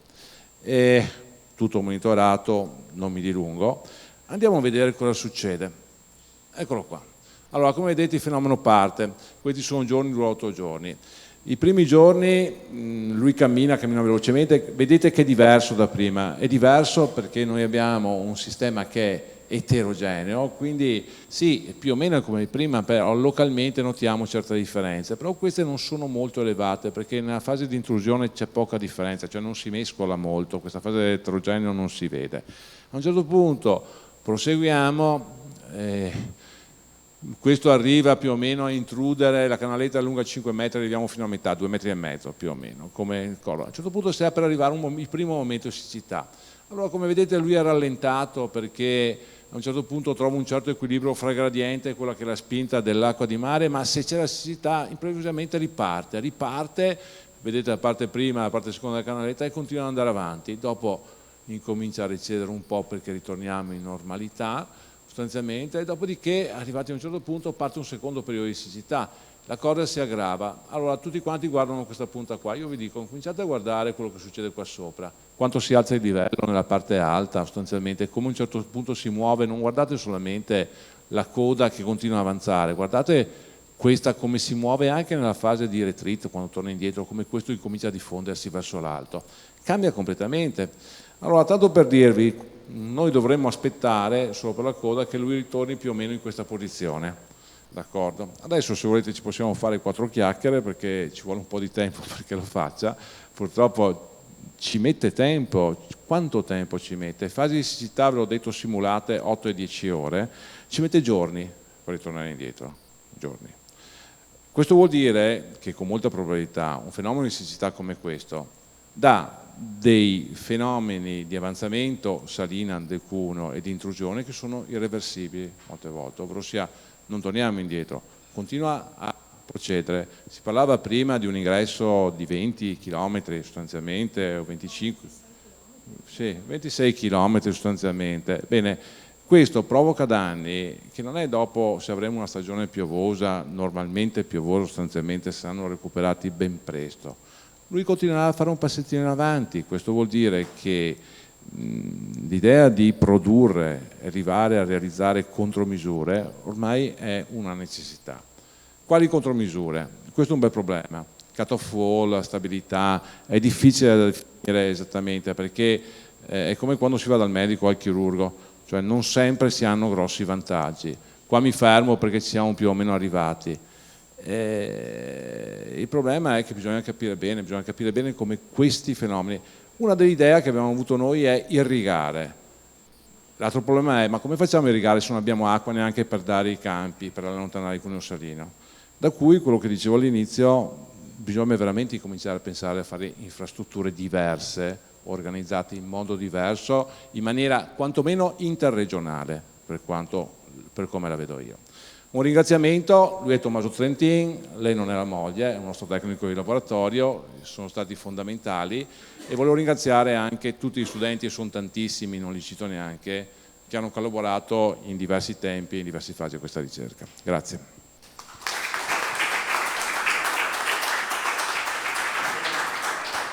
Grazie al professor Salandin per questa interessante presentazione. Adesso passo la parola allora a Pietro Teatini, professor Pietro Teatini, che insieme ad Anna Botto ha predisposto questo, sempre del Dipartimento di Ingegneria Civile e Ambientale dell'Università degli Studi di Padova, che presenta la modellazione numerica del fenomeno di intrusione salina e della sua possibile mitigazione nel sito di Venezia.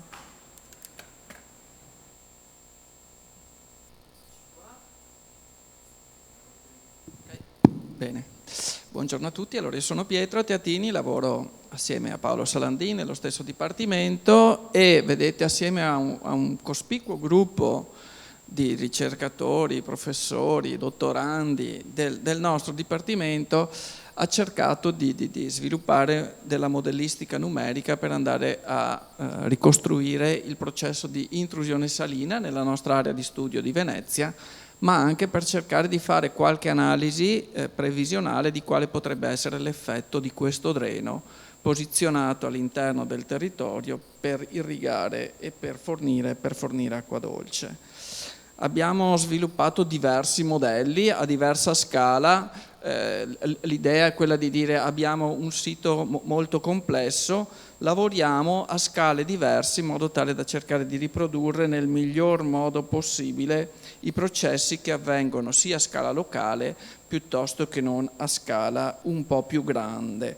Quali sono le scale di indagine? Le vedete rappresentate in questa slide qui. Abbiamo lavorato, se volete, a 3 scale diverse. La scala rossa, diciamo così, è la scala più grande, l'obiettivo, quella che chiamiamo scala di campo, l'obiettivo è quello di cercare di capire come i canali, i fiumi, Brenta, Bacchiglione, il Canal Morto, la laguna, contribuiscono all'intrusione salina nell'area di studio. Abbiamo poi un modello alla scala, chiamiamola, del dreno, okay, che è il rettangolino azzurro, e l'obiettivo in questo caso ovviamente è quello di prevedere quale potrebbe essere l'efficacia di questo dreno. Abbiamo poi dei modelli molto dettagliati, molto localizzati, che sono modelli alla scala del sito pilota. L'obiettivo è quello di andare a cercare di riprodurre la dinamica dell'acqua e dei sali in corrispondenza ai siti di monitoraggio che ha mostrato prima Esther Zancanaro. Per sviluppare modelli servono dei dati, dobbiamo avere dei dati che caratterizzano sia le proprietà del terreno, sia la dinamica dell'acqua e del sale che in esso si muove. Per far questo, quindi, per sviluppare questi modelli, quello che abbiamo fatto sono stati quelli di raccogliere tutti i dati che ci ha fornito il CNR, che ha raccolto Esther in campo, e utilizzare questi dati per andare a costruire poi il modello numerico che ci permette poi di fare queste previsioni. Vi mostro qualche breve risultato senza entrare troppo nel dettaglio. Okay, il primo modello, come dicevo, è un modello alla scala locale, quindi simuliamo lungo una verticale che rappresenta la verticale dove, diciamo così, Esther ha posizionato i suoi strumenti, e cerchiamo di capire come lungo questa verticale, quindi dalla superficie del terreno fino a circa 1 metro, 1,20 metri di profondità, si muove l'acqua e si muove il sale in funzione delle forzanti idrologiche esterne. Questi sono alcuni risultati. Il modello, quindi, nel modello inseriamo i dati, quindi supponiamo che ci siano, sulla base dei dati raccolti, 4 strati con diverse proprietà. Le proprietà ci vengono fornite dalle prove di laboratorio che sono state sviluppate al Dipartimento di DAFNAE, di agronomia dell'Università di Padova. Poi dopo però questi dati i modelli devono essere in qualche modo calibrati, cioè dobbiamo prendere queste informazioni che vengono dal laboratorio e aggiustare un pochino questi valori in modo tale da migliorare la riproduzione delle misure che abbiamo raccolto direttamente sul sito sperimentale. Questo si può fare con diverse tecniche, si può fare con delle tecniche che sono intrinsecamente metodi, diciamo così, di inversione, che sono intrinseche all'interno di questi simulatori tipo Hydrus 1D e Hydrus 3D che sono stati utilizzati. Ci sono anche delle tecniche più moderne che si chiamano tecniche di data assimilation che diciamo, sono nate una quindicina, una ventina d'anni fa per la previsione, principalmente per le previsioni meteorologiche, ma che adesso vengono applicati anche in altri contesti, quindi si svolgono delle simulazioni, diciamo così, più complicate in cui si tiene conto in maniera diretta, per esempio, anche dell'errore che caratterizza le misure stesse, quindi combinando, diciamo così, l'errore che ha la misura con l'errore intrinseco o le approssimazioni intrinseche che ha il modello, Questo ci permette di partire, diciamo, da delle soluzioni che sono per esempio caratterizzate da una grande variabilità, una grande incertezza, come in questo caso questo fascio di curve grigie che rappresenta tutta l'incertezza che abbiamo inizialmente presente all'interno del nostro modello, e andando ad utilizzare i dati che raccogliamo in campo riusciamo a stringere e a ridurre l'incertezza passando, diciamo così, dalla risposta grigia, dal fascio grigio molto ampio, sul fascio di colore arancione che vedete segue in maniera molto migliore e molto più accurata la misura verde che abbiamo a disposizione. Questo per i diversi parametri, in questo caso qui per esempio è il contenuto d'acqua, ma c'è anche per esempio la tensione capillare. Queste metodologie ci permettono di caratterizzare in maniera più accurata quali sono le proprietà intrinseche del terreno e quindi poi dopo fare delle simulazioni previsionali più accurate. Abbiamo poi lavorato alla scala del dreno, okay? Quindi questo è qualche dato di input che abbiamo utilizzato per sviluppare questi modelli alla scala del dreno. I risultati che vi mostro sono risultati ancora, diciamo così, sviluppati ante funzionamento del dreno. Come abbiamo detto prima, il dreno ha funzionato un mese lo scorso anno, con tutta una serie di problematiche che per fortuna sono state risolte, e quindi il dreno è stato aperto la settimana scorsa. Andrea ed Esther sono andati ad aprirlo, il dreno funziona, siamo in grado di misurare in maniera corretta l'acqua, il volume d'acqua, la portata che entra nel dreno. Purtroppo, come diceva Andrea, il canal morto ha poca acqua e di conseguenza è poca acqua che entra nel dreno perché non c'è acqua dolce, quindi è una problematica comunque significativa. Comunque, diciamo così, con queste simulazioni previsionali quello che abbiamo fatto è stato quello di andare a considerare, ok, abbiamo il dreno in un contesto di pioggia, in un contesto di evaporazione, in un contesto di fiumi, Brenta e Bacchiglione, che possono essere simultaneamente dolci o simultaneamente salato in maniera alternata, dolce-salato. Il modello numerico, che quindi sviluppa e tiene conto di tutti gli apporti, diciamo, d'acqua che possono aver luogo dalla superficie, ci permette di descrivere per esempio come varia la concentrazione salina. Quindi rosso, diciamo, sostanzialmente vuol dire acqua salata o salmastra, più azzurra è l'acqua, più dolce è l'acqua. Per cui, diciamo, se io apro il dreno, nelle ipotesi che sono state fatte quando abbiamo fatto queste applicazioni, si vede che dopo 60 giorni, per esempio, di utilizzo del dreno, si forma una sorta di striscia dolce più azzurra rispetto ad un contesto più grigio, quindi un contesto un po' più salinizzato. Si vede l'effetto della pioggia, ovviamente subito dopo una precipitazione l'acqua di falda è più dolce che non dopo lunghi periodi siccitosi. Se noi facciamo una sezione verticale di questo modello tridimensionale che abbiamo sviluppato, andiamo a vedere come variano la concentrazione salina nella figura soprastante e il grado di saturazione, quindi la posizione della superficie freatica, al variare del tempo, okay? Per cui all'inizio abbiamo sostanzialmente acqua che è pari a circa il 50% in termini di concentrazione salina nella zona, nella parte più profonda, utilizzando i dati che ci ha fornito il CNR, mentre nella parte più superficiale abbiamo un'acqua più dolce, benché non sia effettivamente dolce.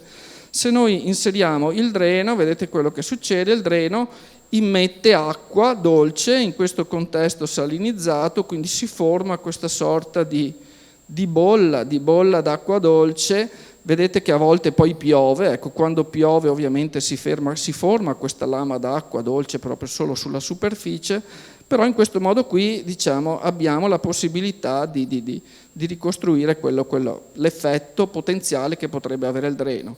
Il modello adesso verrà calibrato sulla base di questi nuovi dati che raccoglieremo quest'anno, perché a questo punto abbiamo tutti gli strumenti di misura per caratterizzare l'andamento di quest'opera che è stata realizzata con il progetto MOST. Vado avanti.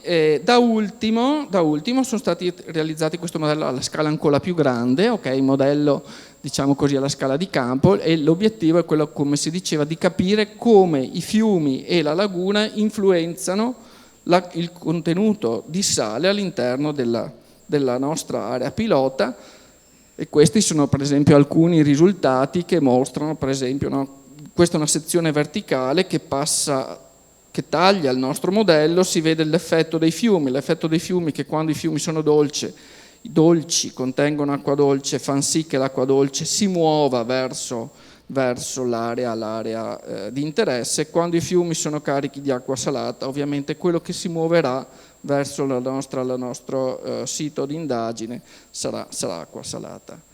Da ultimo, un ultimo modello che è in corso di sviluppo adesso è un modello in cui andiamo a accoppiare, si dice, come si muove l'acqua nel sottosuolo con come si muove l'acqua sui canali e i fossi di irrigazione.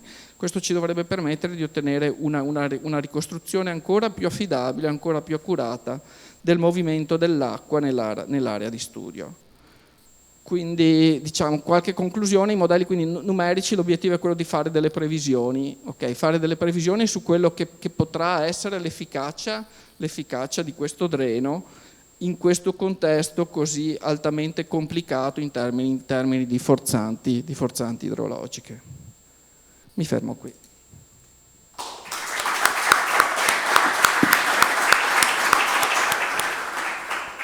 Grazie mille Pietro. Ed ora, professor Morari, la relazione conclusiva per il sito pilota italiano. Professor Francesco Morari del Dipartimento di Agronomia Animali, Alimenti, Risorse Naturali e Ambiente dell'Università degli Studi di Padova ci illustrerà le linee guida per contrastare gli effetti della salinizzazione sulle colture agrarie.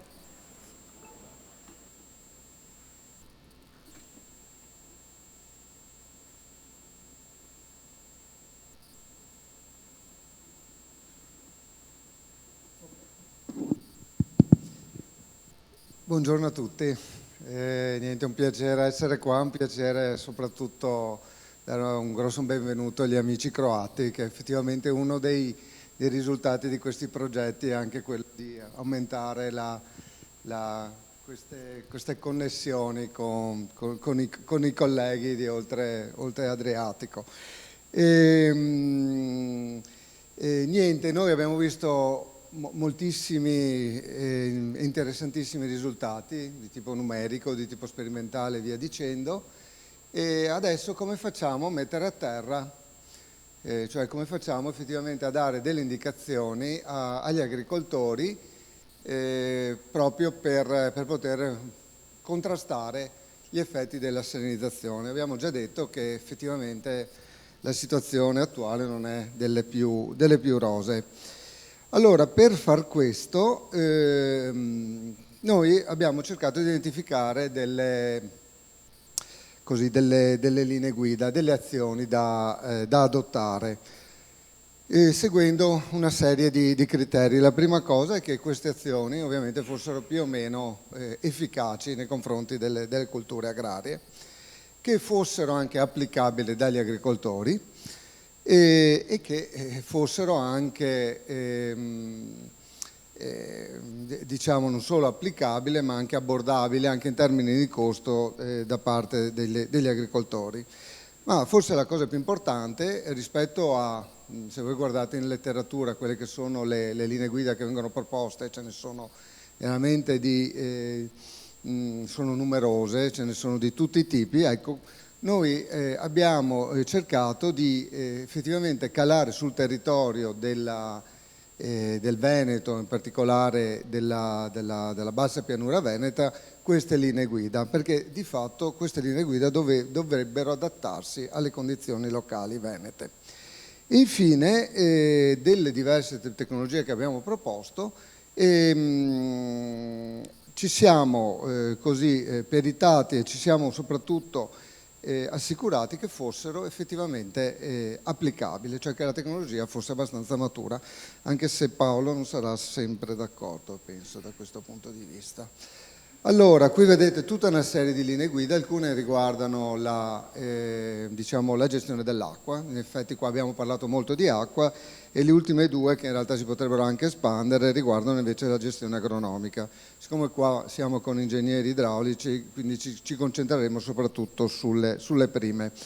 In realtà praticamente dalla prima all'ottava, quindi praticamente quindi da 1.1 a 1.8 sono soprattutto delle azioni che dovrebbero essere implementate dagli agricoltori, mentre vedete dall'1.9 all'1.11 qui si parla di implementazione a livello superiore, quindi dai bacini, quindi dai consorzi di bonifica in su. E come abbiamo strutturato queste linee guida? Cioè sono molto sintetiche, perché insomma l'idea era di non sbrodolare troppo, di essere abbastanza concisi. Quindi sostanzialmente abbiamo descritto gli obiettivi, come viene applicata la misura, come viene realizzata, i vantaggi e gli svantaggi. Oltretutto abbiamo anche cercato di dare una valutazione rispetto a cosa? Rispetto a criteri di tipo, rispetto all'efficacia, a criteri di tipo economici. Vedete queste stelline, dopo praticamente ne abbiamo attribuite da 1 a 3, a seconda appunto dell'importanza della misura, del livello tecnologico richiesto, dell'impatto sull'ambiente in senso molto lato, in senso invece molto ampio, e infine anche la possibilità di applicare la misura proprio a livello pratico. Infine, le ultime due voci, gli attori che che potrebbero essere coinvolti dalle misure, e eventuali normative che siano di tipo regionale o nazionale, via dicendo. Vedremo che già la regione fa moltissimo, cioè molte di queste azioni effettivamente potrebbero trovare contributi a livello regionale.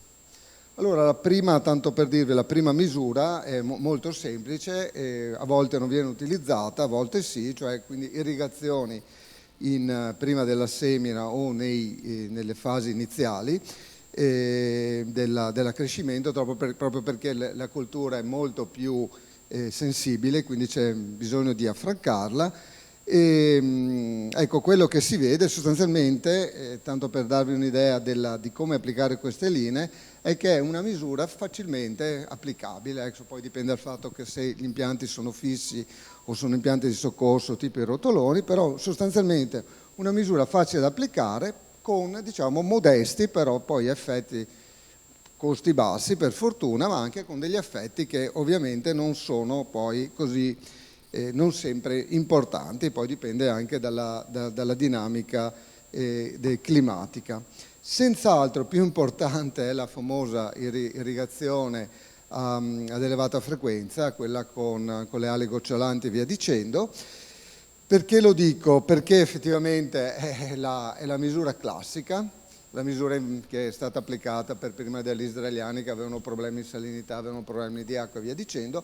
Qua da noi si sta cercando di diffondere questo tipo di impianti irrigui non solo sulle colture orticole, dove ormai rappresentano un po' la misura classica, ma anche sulle grandi colture diciamo erbacee, dove praticamente, come molti sapranno, quindi le ali gocciolanti che vengono posizionate superficialmente o sottosuperficialmente.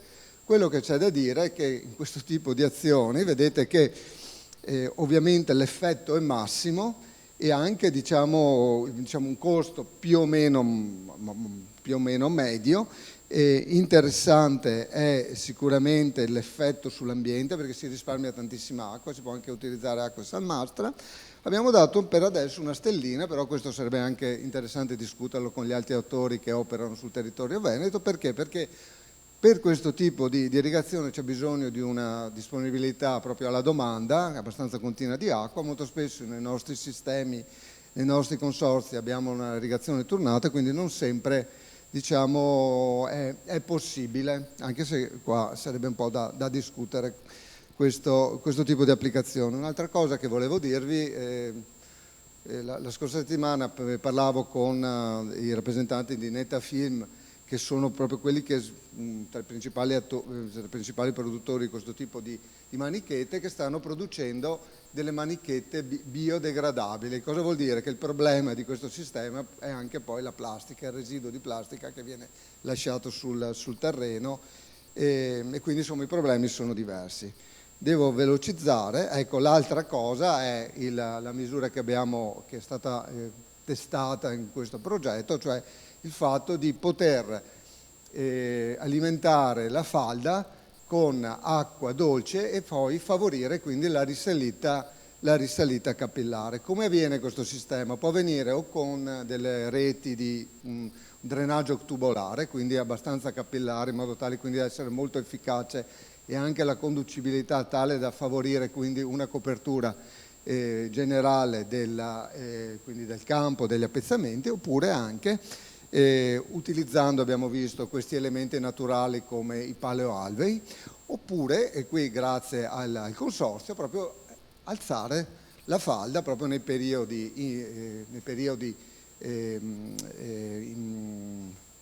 estivi, con l'accortezza però di verificare la qualità dell'acqua, perché ovviamente se la falda presenta problemi di salinità, allora in quel caso là l'effetto invece rischia di essere opposto, anche se ci sarebbe anche da discutere su questi aspetti. Ecco, agricoltura di precisione, irrigazione di precisione è sicuramente, dal mio punto di vista, tra le azioni più innovative.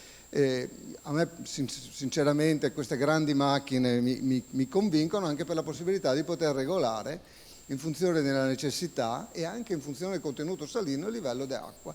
Quindi in realtà sarebbe possibile avere diverse quindi azioni, quindi da una parte favorire e fornire acqua alle colture, dall'altra anche poter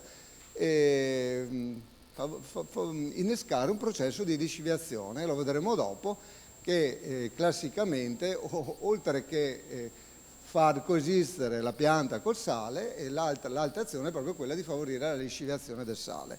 Ora, attenzione che, allora, assolutamente, guardate, qui ha tutte e 3 stelle, perché? Perché è un'elevata efficacia, costi elevati, richiede un elevato livello di tecnologia, effetti ambientali molto elevati, perché riusciamo a regolare quindi non solo l'acqua ma anche fenomeni di lisciviazione e via dicendo, e soprattutto sarebbe applicabile, diciamo, abbastanza in maniera diffusa. Ovviamente qui c'è un bilancio anche economico da fare, però anche ci sono anche dei finanziamenti anche a livello regionale proprio per migliorare, come vedete, forse non si vede, ma eccoli sì.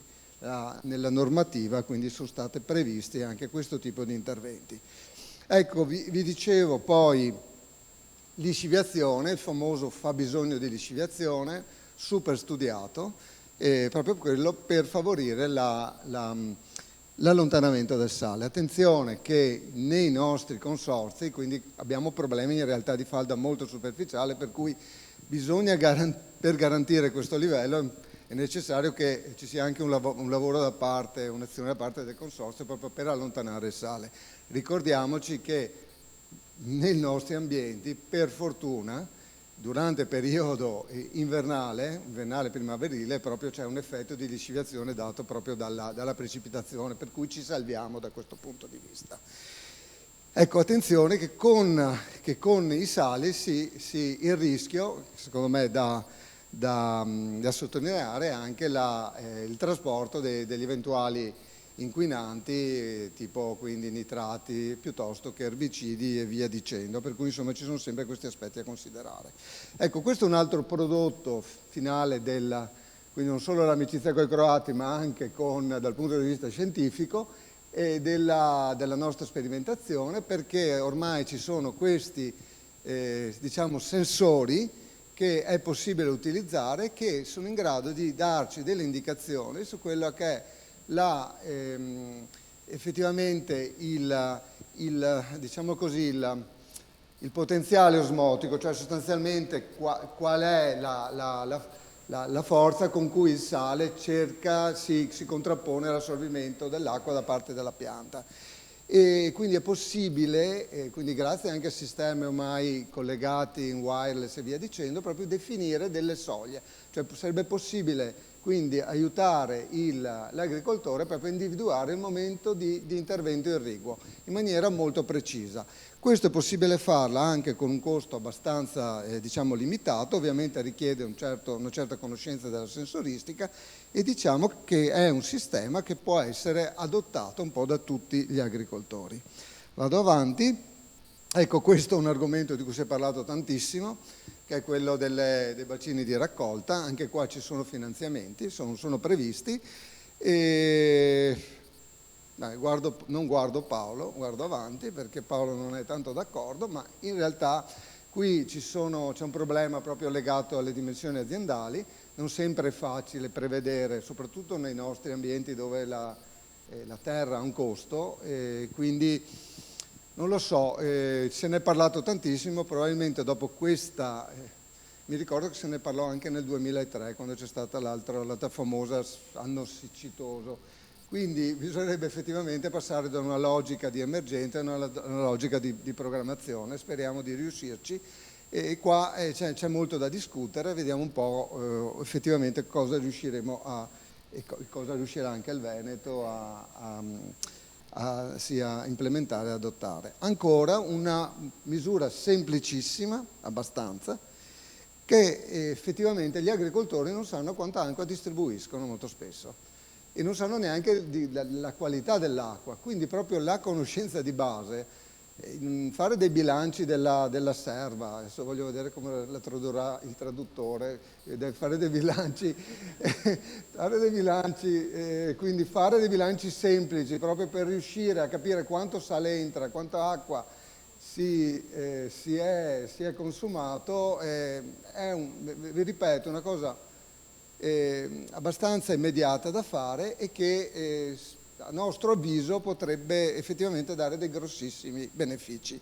Adesso vado in un territorio amico, cioè nel senso parliamo delle grandi opere, e qui ne ha già accennato Paolo, quindi sostanzialmente queste barriere sottosuperficiali, quindi abbiamo visto questi cut-off wall, oppure no, queste dighe sottosuperficiali che vedete si possono installare, quindi questi diaframmi, e che di fatto impediscono l'ingresso di acqua salmastra. Questo ovviamente abbiamo dato 3 stelline per il costo, ma qui stiamo parlando di un'altra scala, perché parliamo vi ripeto, di organismi che devono attuarli proprio a livello superiore, e niente, comunque sicuramente sono delle azioni interessanti. Pietro Teatini ci diceva che già in Cina sono delle opere che vengono comunemente quindi applicate, e quindi sicuramente nel prosieguo di questo progetto ne discuteremo, penso, più approfonditamente. Altra azione sono queste barriere invece che vengono poste attraverso il fiume, quindi queste barriere che proprio un po' le abbiamo viste, che proprio dovrebbero impedire quindi l'intrusione salina lungo il fiume. E qui è il costo elevato, anche il livello tecnologico elevato, perché da quello che ci risulta, guardo i colleghi del consorzio, non è certamente semplice gestire questo tipo di opere. E certamente i pescatori non sono contenti perché non riescono ad andare avanti e indietro, no? Quindi non hanno la navigabilità completa, però sicuramente delle azioni efficaci. Ed infine, per quanto riguarda la gestione dell'acqua, certamente una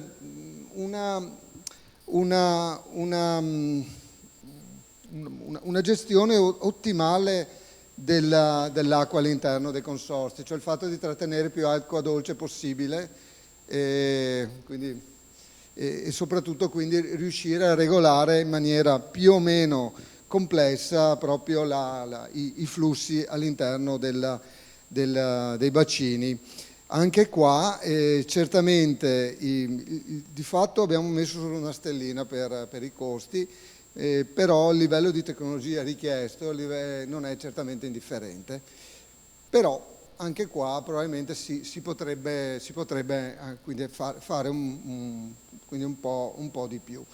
Voglio solo ricordare, per quanto riguarda gli aspetti agronomici, che è importante, cosa succederà, cosa già sta succedendo, che gli agricoltori si stanno, proprio in condizioni diciamo critiche, si stanno spostando verso colture che sono più diciamo, tolleranti al contenuto salino, o che crescono in periodi dove l'evapotranspirazione non è così elevata e dove di fatto il suolo permette, si mantiene umido, quindi con un contenuto idrico che è tale da annullare l'effetto o contrabbilanciare l'effetto del potenziale osmotico.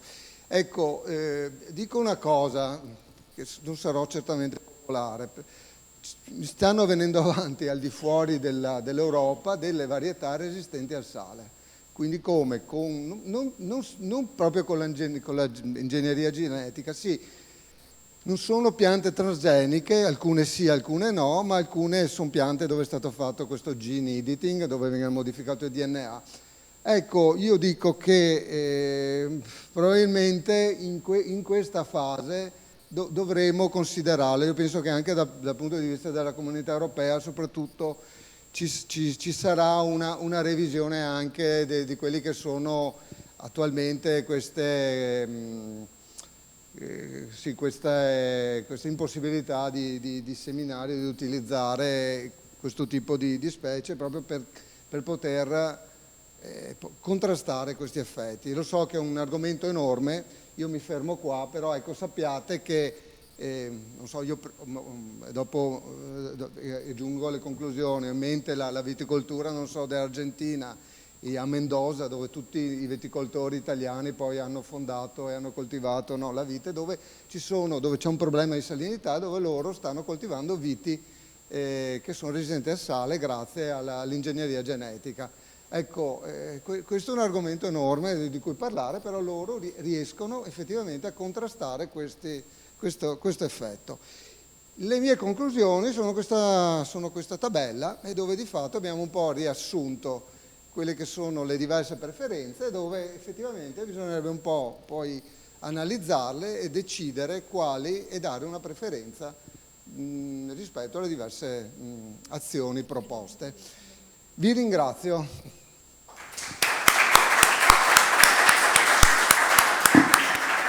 Ringrazio il professor Morari per aver dato concretezza a questo lavoro che è stato fatto a livello di indagini ad altissimo livello, a livello di ricerca e qui questo lo individuiamo come punto di partenza, non come punto d'arrivo, visto che abbiamo la possibilità poi di continuare ad approfondire l'argomento con un altro progetto e quindi così.